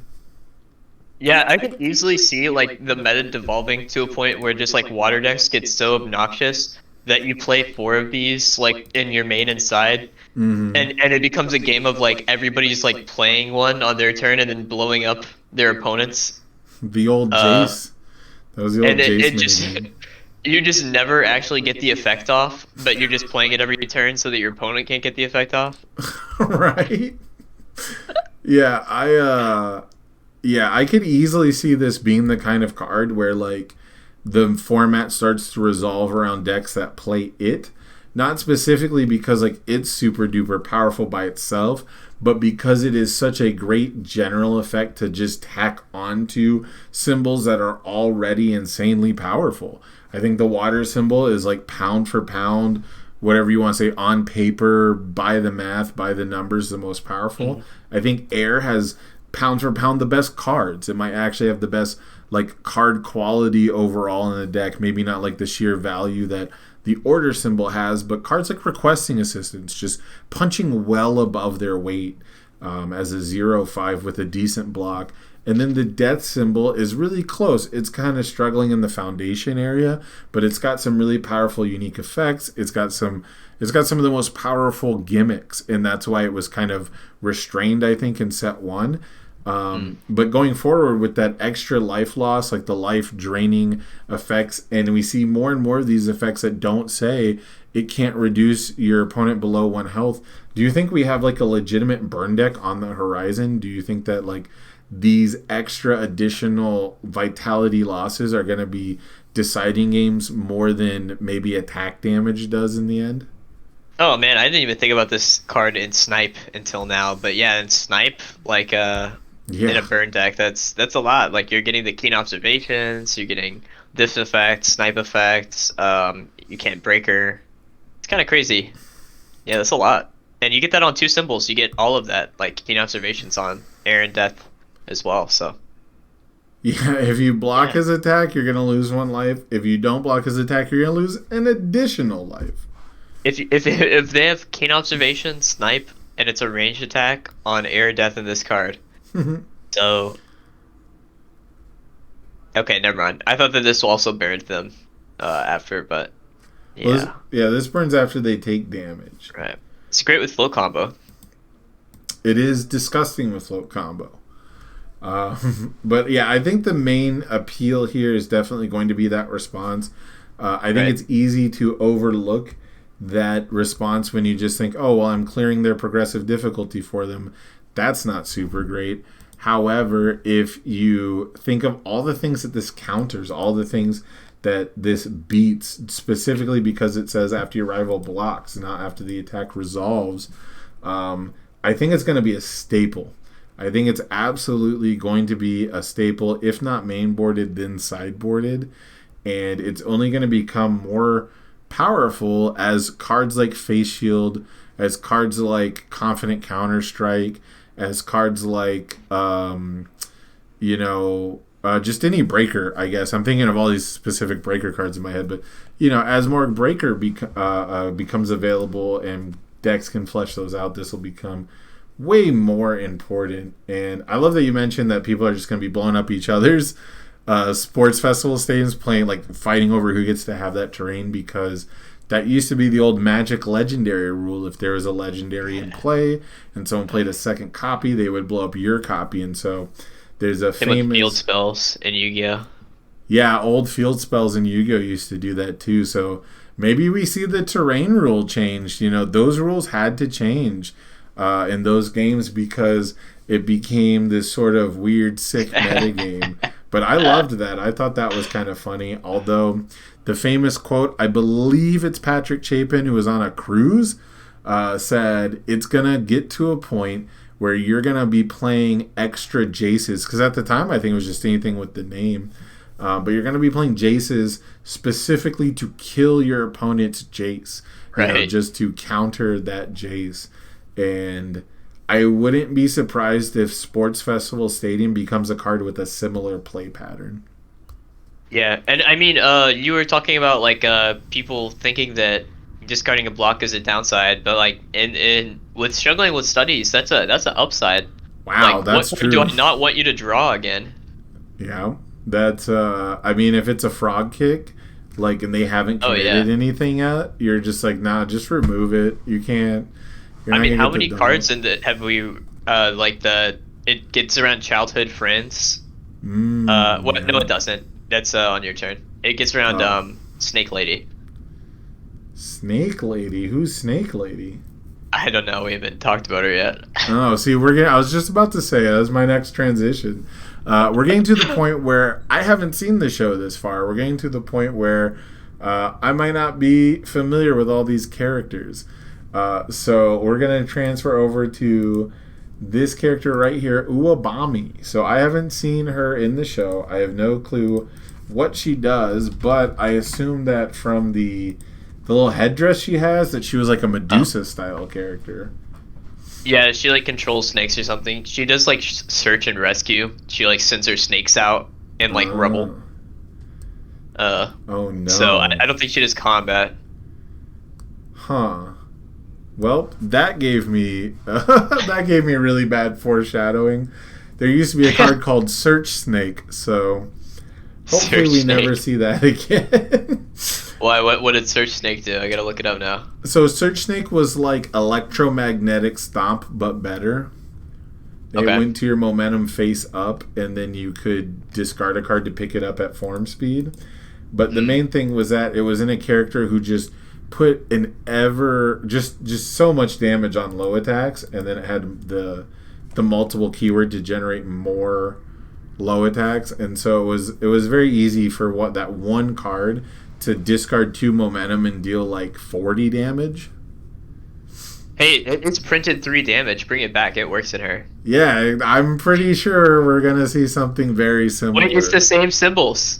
It's this. Yes, it's the same symbols. Snake Lady has Snake Man symbols. It's all coming together now. Yeah, they're bringing it back. I actually think they're gonna print it. They probably will. Yeah, she's clearly got some reminiscent design. When I noticed the snakes, I was surprised she didn't do anything with low attacks. But the printed 3 does kind of fit that Search Snakes theme. So let's read off the character. She's a 625. Chaos, Earth, Life are your symbols. And her top ability is Response. At the start of your rival's end phase, add 1 card from your card pool to your hand. That's kind of insane. Enhance, remove 3 cards from your discard pile. The next printed 3 damage attack you try to play gets -1 difficulty and +1 damage. And then enhance once per turn, your turn, add 1 printed 3 damage attack from your discard pile to your hand. So this character has 6 hand size and 25 life, but 2 different abilities to add a card to your hand. Right. What do you make of that, Daniel? Yeah, I mean, she's a 7-hander, I guess. Like she, the one that at the end of the rival's end phase, it doesn't actually draw her card, since it's before her draw step. Yeah. 7-hander with 25 life is still pretty good. She cheats progressive, pretty good. I don't know. It seems like a pretty decent character. Yeah, she seems like if these 3 damage attacks that come out, we don't have a ton right now, but if the 3 damage attacks come with these useful effects, Search Snake was not only repeatable, and she has 2 repeatable effects, right? Like the response at the start of your rival's end phase, you add a card from your card pool, so it's most likely a card that you played on your turn to reuse it, and then enhance to add one from discard pile that is a similar reusing effect, sort of like a recycling effect. So Surge Snake had that sort of theme of being recyclable, but this is also 3 damage attacks are typically low difficulty. So she's going to have an easy time putting together a really long string. I just don't know if it's going to put out the amount of damage that she needs to do before losing her entire discard pile. Yeah, I mean, Texas Smash is good. Like, True. but you know what? I hope they reprint Surge Snake, and then they also give it an Omni block. I notice it has no block. Those cards are bad. So I wanted to have an Omni block that doesn't remove itself from the pool, just sits there and lets you pick it back up. Huh. I feel like you're leading me down a path here. I feel like you're sending me... I only preload... I've got these cards loaded in OBS. I didn't load a bunch of standard cards into OBS. But if you ever feel like it, there's definitely a 3 damage Omni block attack that you can pick up in standard. Wait, what is that called? I believe it's called Angel Discus. It is Cassandra's Captain America shield throw. Because the joke is that the shield comes back like Captain America. It's an attack that deals 3 damage. You can discard a momentum to basically duplicate the attack, and so it'll deal another 3 damage at the cost of 1 momentum. It has its own enhanced step. But if you have an asset in play, it comes back to your hand at the end of the turn, just like Captain America's shield. And then when you block with it, it has Breaker 1, and it has the Take No Damage text. I see here that it has a +3 mid block. That's a little too much. I think you could bring that down to +1 or 2. Well, luckily, in Standard, there's a card that does that too. There's a card that would actually make it a 0 block mod in Uwabami. Okay. That's good. That's good. Yeah, the standard version, the universe's version of Uwabami is actually super annoying. I've seen people build decks around it already because there's a lot more 3 damage attack support in standard. And usually those 3 damage attacks have great abilities to compensate their low damage rather than just lower difficulty. And so I've seen a bunch of builds for her in standard. However, in the My Hero card game, I haven't seen the tools yet. I haven't seen a 3 damage win condition. A lot of the best 3 damage attacks I've seen are on different symbols. I do love that Texas Smash has been pointed out. That is probably the best 3 damage attack off the top of my head. Other than that, I don't know. There's like Acid Slap, I think, is 3 damage, or Acid Chop, one of those. Right now, most of the 3 damage attacks are really weird pokes, I think. Yeah, I mean, I think I saw someone talking about Copy Harden, which is okay. I mean, it's decent. It's a high breaker block. Okay. So picking up a breaker high block that can turn into a 9 or a 6/7 damage attack every turn. It's like okay. Yeah, I can get down with that.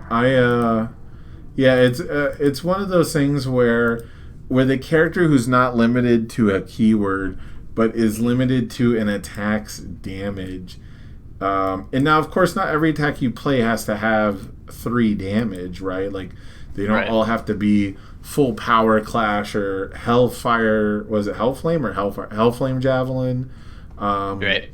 But at the same time, your later string ones, the ones that you get the bonus to, will have to be. And so I think a lot of those attacks will have to be stuff like Texas Smash. They'll have to be things like Copy Harden.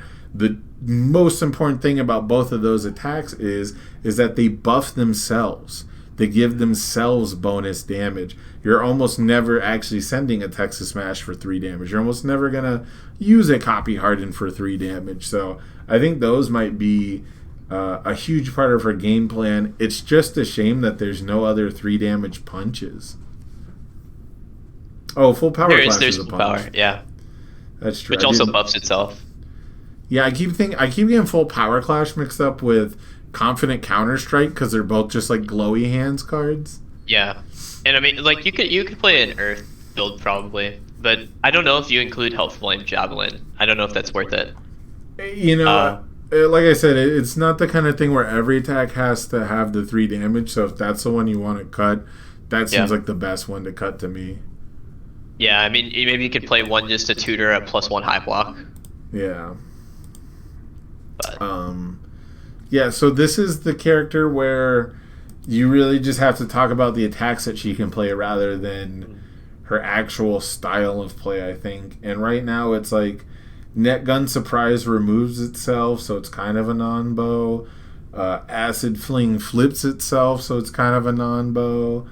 You know, it just there's not a whole lot of tools I see. So it'll be interesting if they give her her own attack. If they give her, like a pillar swing was for Ochako 2 technically.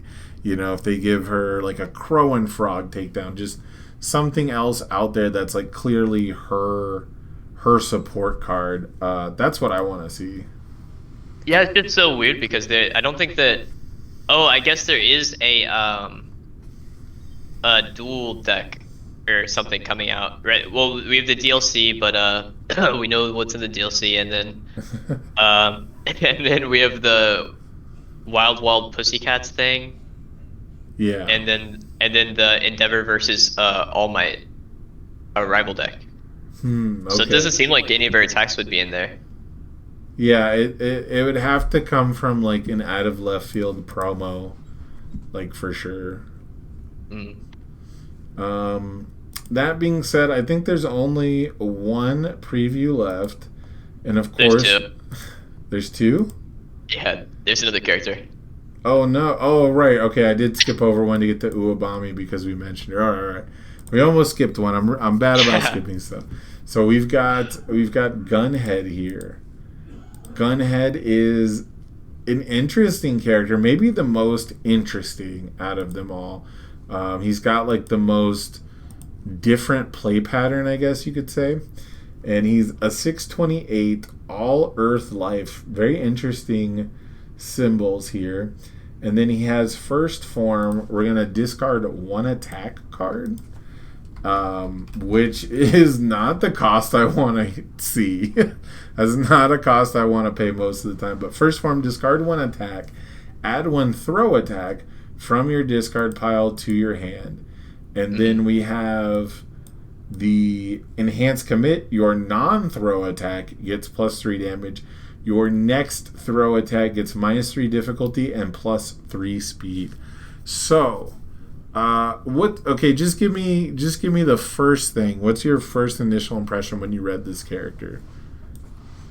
I mean, tutoring a throw over and over again seems pretty nice, and then playing it for free, basically, and then your commit means they really want to block that non-throw.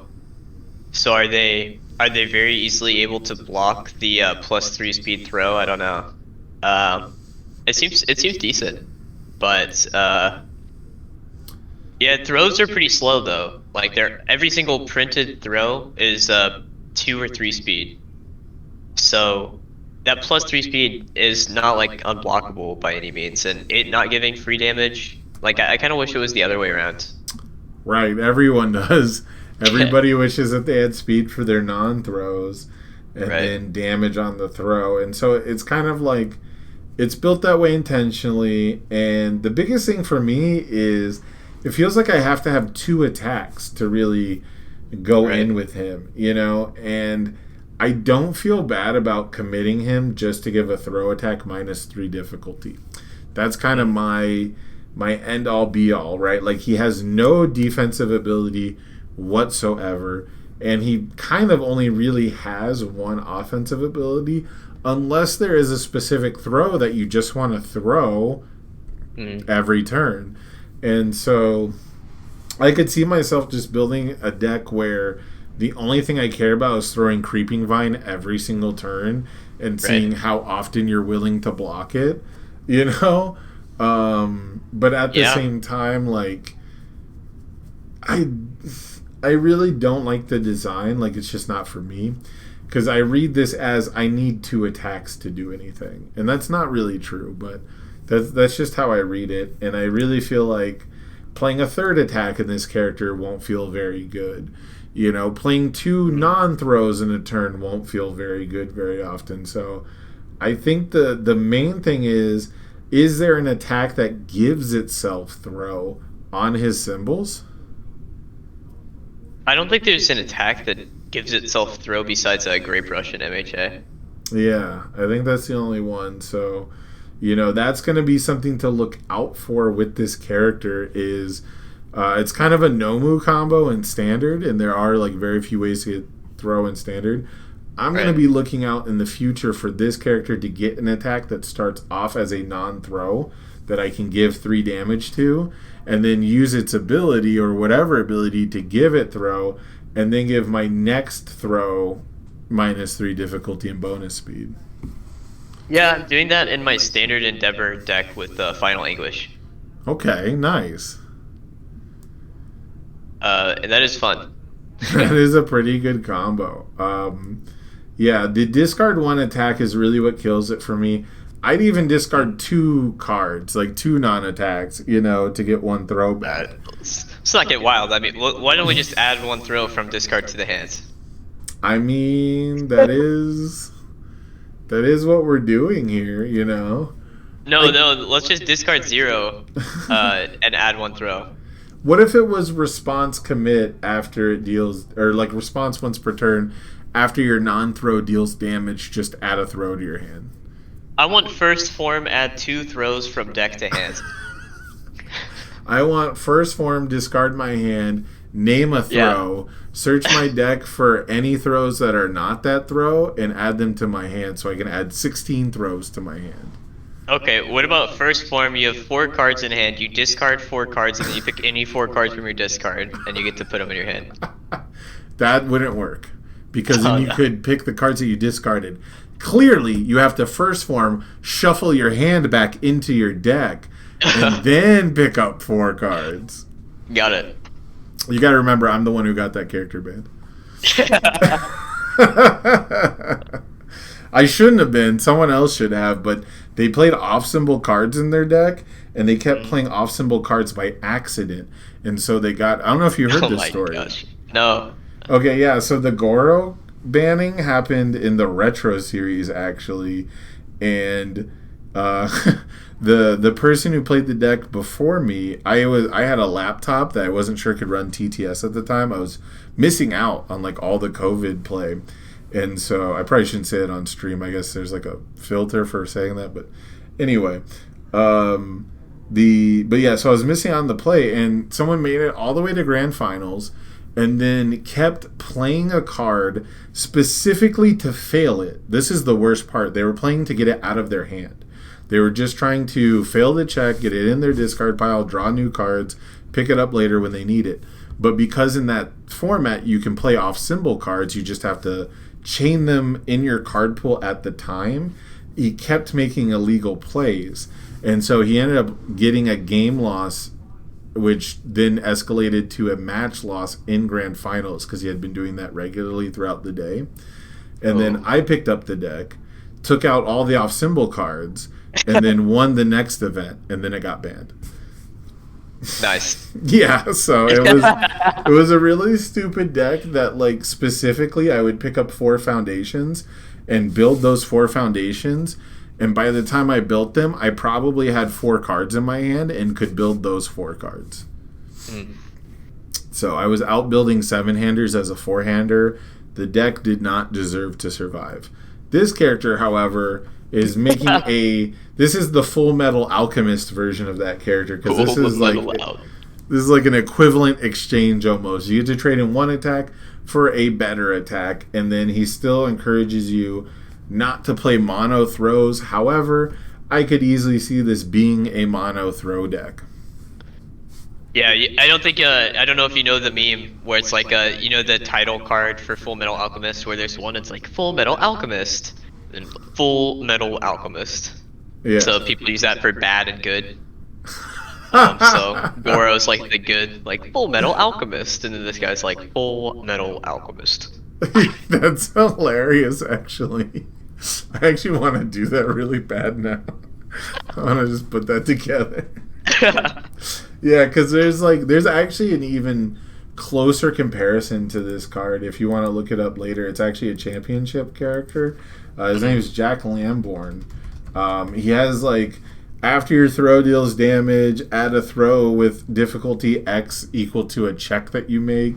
And then he makes a check to add damage to your throw equal to the number of throws in your discard. It's actually really fucked up character. He just plays mono throws. He hits you with a throw that's pumped by how many throws are in his discard, and then he picks up that throw.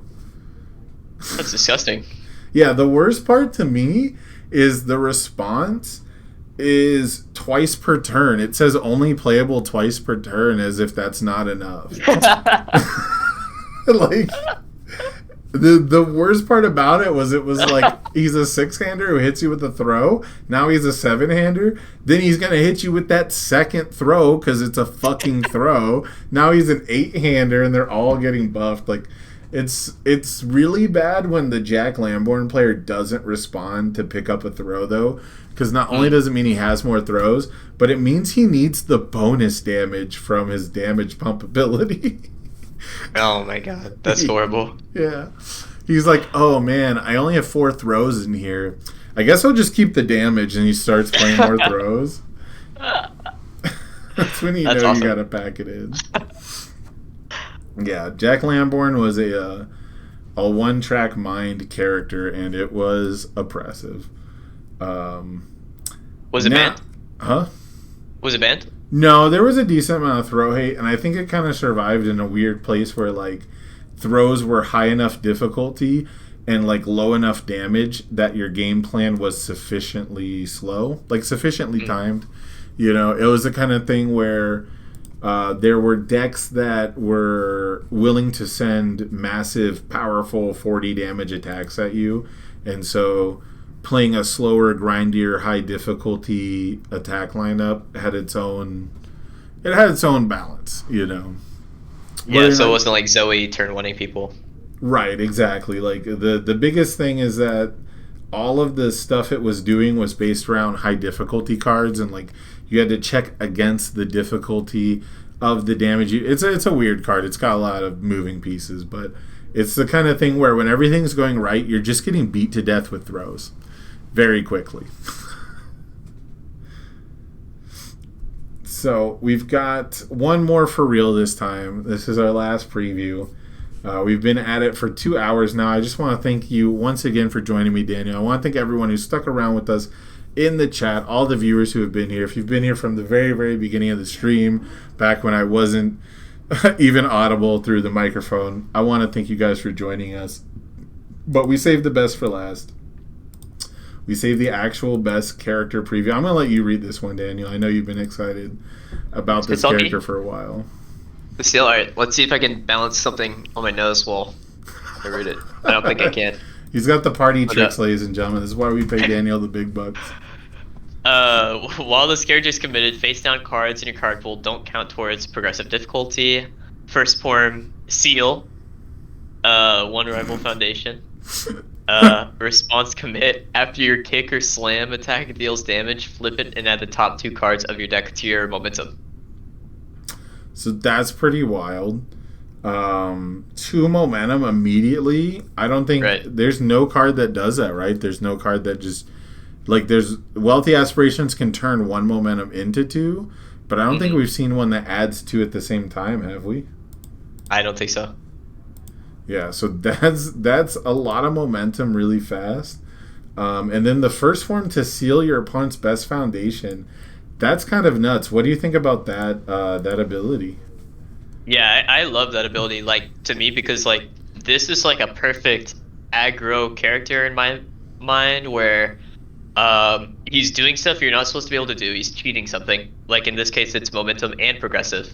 Mm-hmm. And then also, he says, all right, whatever your best defensive foundation is, no, it's not. Right. No sticky balls this turn, please. So... if they clog your card pool, like with Moneta or with Tongue Whip or something, and you just commit him, they just don't count towards progressive. So like Right. he just has like a lot of counterplay versus other aggro strategies.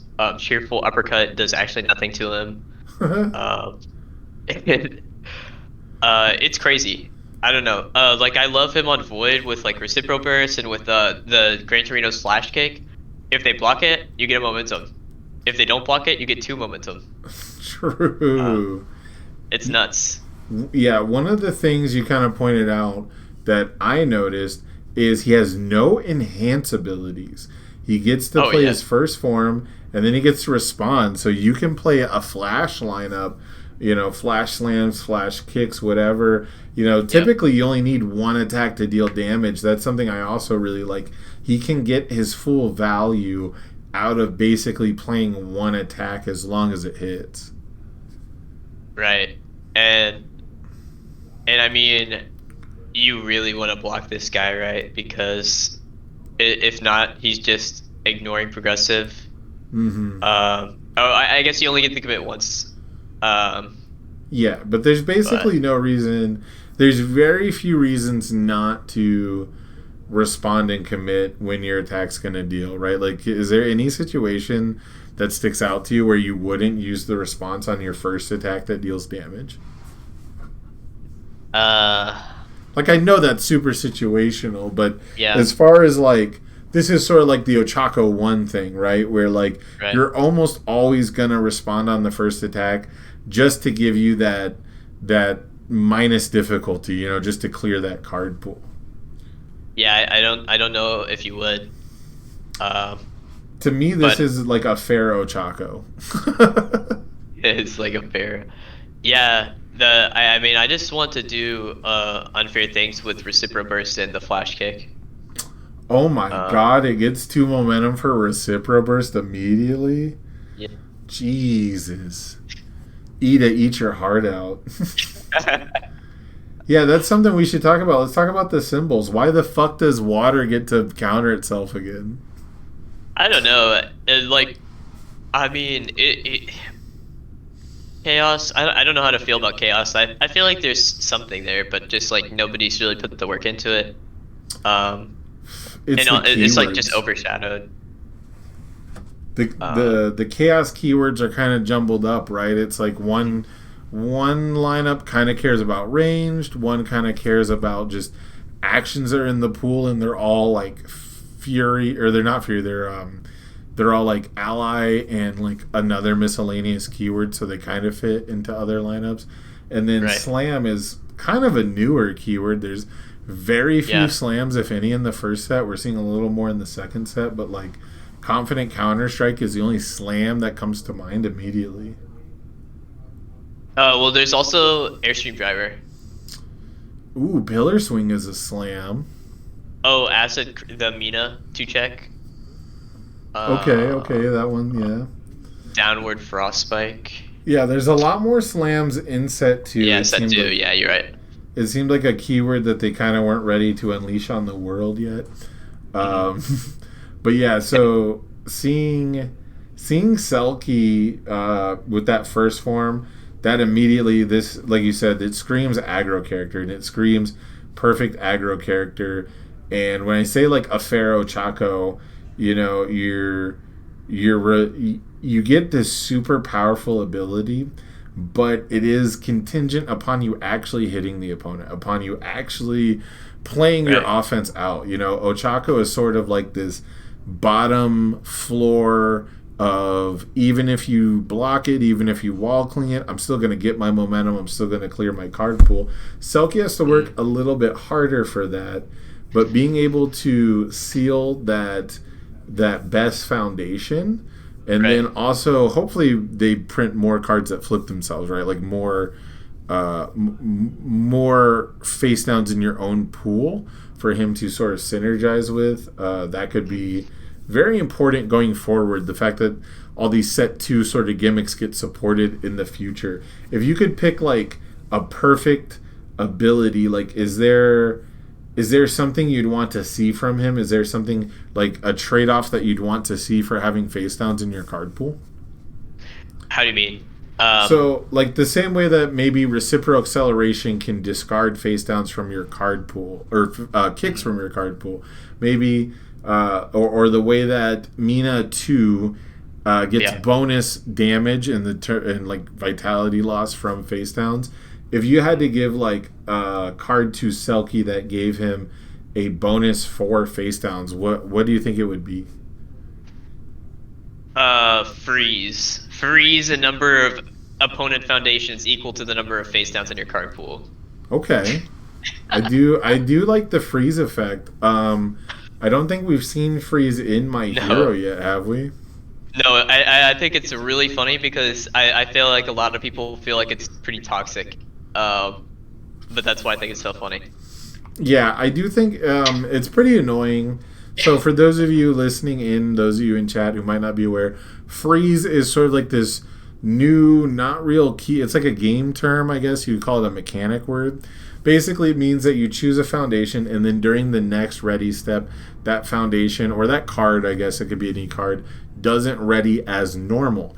This is an effect that you see all the time in Magic the Gathering, usually associated with ice and with freezing things. It says it taps and doesn't untap during the next untap step, right?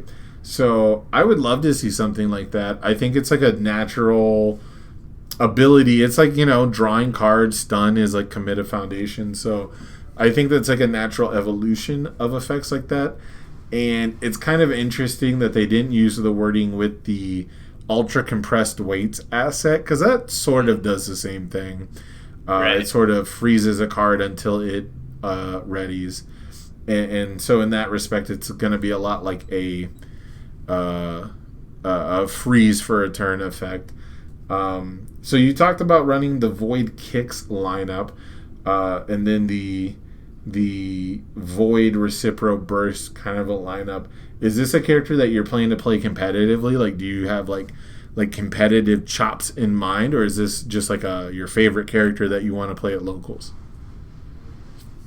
But I mean, if this guy has a package like that he can play competitively, I want to play this guy because I it's just such a simplifier, like his first ability. Mm-hmm. Like that first form just like turns some board states that are just like nearly like overwhelming into something manageable.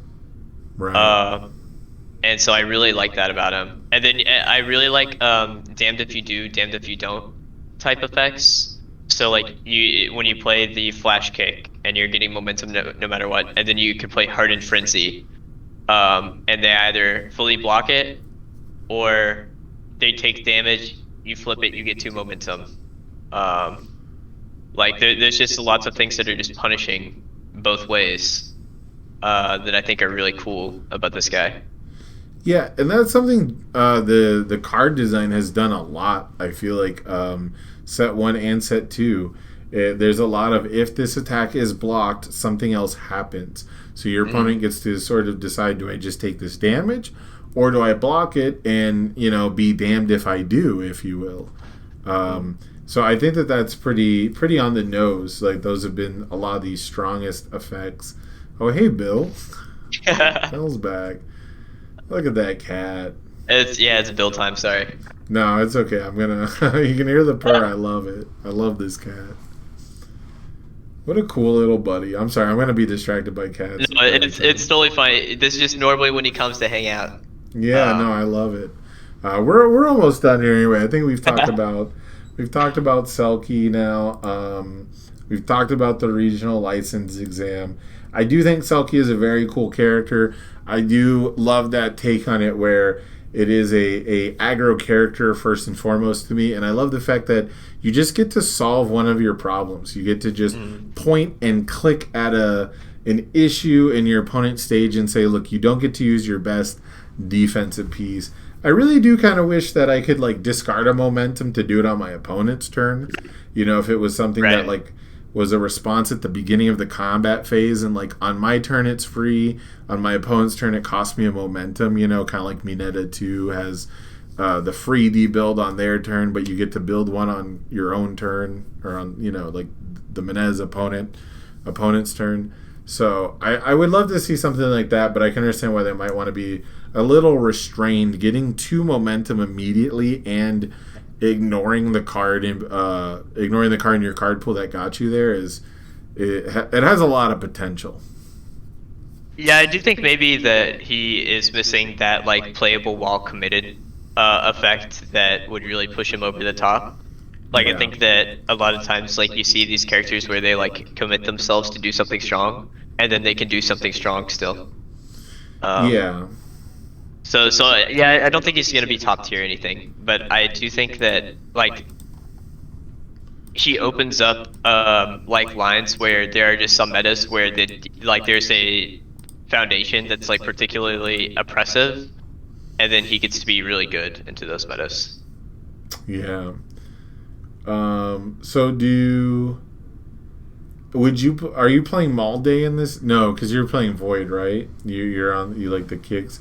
I was gonna say, does a card like Malday really like change the way a character like this works? Like, is that like right now?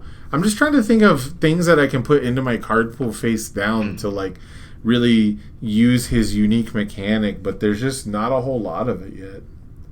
Yeah, I mean, there's some like the Mina support does that on Chaos and Water, but just in terms of his keyword soup, like there's only 3 attacks on both Chaos and Water that hit it. Yeah. So I just think it's like too limited. Whereas there's like 14 on Void, so you have a good amount of options. Yeah, not sharing a keyword with Mina 2 was pretty rough. He doesn't share a keyword with a lot of the best characters on Water in general. So yeah, and they don't spend momentum the best. A kick throw to trigger his response, like Mighty River Game says, would pretty much be all you'd need at this point. Or a slam, right? A slam throw seems more like reasonable. Yeah, like what overhead does a kick reversal throw look like? Overhead reversal could have easily been a slam throw, in my opinion. I would expect to see an electric jolt kick first, because there's electric jolt, there's float combo, and now there's half hot cinder convection or whatever, half hot ignition. Yeah. So I would expect to see a card that just says if it's completely blocked, it still deals 1 before I'd see a kick throw, but you never know what the future may hold. Yeah, and I mean that's not bad. Especially it would be cool if there was a kick or slam that also responded after it dealt damage to do something else, and so you could just get both of them off. Like still get the benefit from it, plus get the 2 momentum. Yeah, there's a lot of different stuff that they can do. It'll just be interesting to see what they choose to do going forward. With that, is there anything else you want to say about Selkie before we kind of wrap it up here? I love the seal. I'm gonna be like ARPing or whatever. You're gonna be LARPing the seal. Yeah. Are you gonna be You're not gonna be LARPing the seal in Vegas though, right? It's not legal yet. No, but I'll trade a Toru for a giant beach ball if anyone wants to bring one. I was gonna say I'll bring some fish. I'll throw some fish in the air. Yeah, absolutely. All right, Daniel. Well, I want to thank you for joining me for this awesome podcast. It was such a blast. I hope to see you in Vegas at the regional license exam. I hope you do excellent there. I hope everyone in the chat does well in Vegas at the first ever in-person license exam. Daniel, go ahead and tell the people where they can find you if they want to get in touch with you, if you want to have people randomly message you and say, hey, check out this deck list. Yeah, I mean, thank you so much for having me on. I had a great time. And I don't really have any public socials or anything, so you can find me on Discord, Damduel, #9299, and just PM me. You're gonna get so many people say, "Hey man, look at my Tokoyami deck list. How's it look?" And it's just... I actually have had a lot of those people, but I'll talk about Tokoyami forever. So I've had discussions with at least like 6 or 7 individual people that just like cold message me about Tokoyami.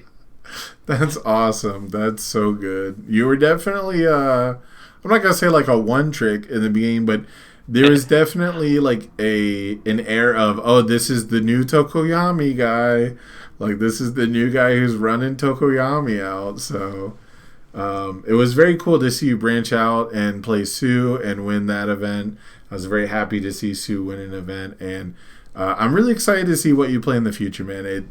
So far, it's been like these overwhelming seven-hander offenses when I've seen you play, when I've had the chance to watch you on stream and things like that. So I'm really excited to see what you play in Vegas. Yeah, I do like cards. I like more cards, but yeah, I think that it wasn't that much special to like pick up the best card in the format or the best deck in the format and do well with it. Especially people were sleeping on it for some reason. Yeah, well, I wasn't one of those people, but there's definitely a lot of people who just didn't understand the levels that Sue can get to, because she doesn't get you there, right? She doesn't have like a deck that really like pulls you into it the way that other decks can with their draw power, their filter, and things like that. So anyhow, we're gonna wrap it up here. Thank you guys again for checking us out. Thank you for following the stream. Check me out over on YouTube, where I'm gonna post all of the replays, all of the downloads for every single one of these Orange Card Blue Card podcasts. That's youtube.com/Ace Maneuvers. I have had a wonderful time. Daniel, thank you again for checking me, or for hanging out with me. Thank you guys for checking out the podcast. Is there anything else you'd want to say, Daniel? No, goodbye. Red card, blue card. Okay, I see how it is. All right. Goodbye, everybody. We'll see you all next time.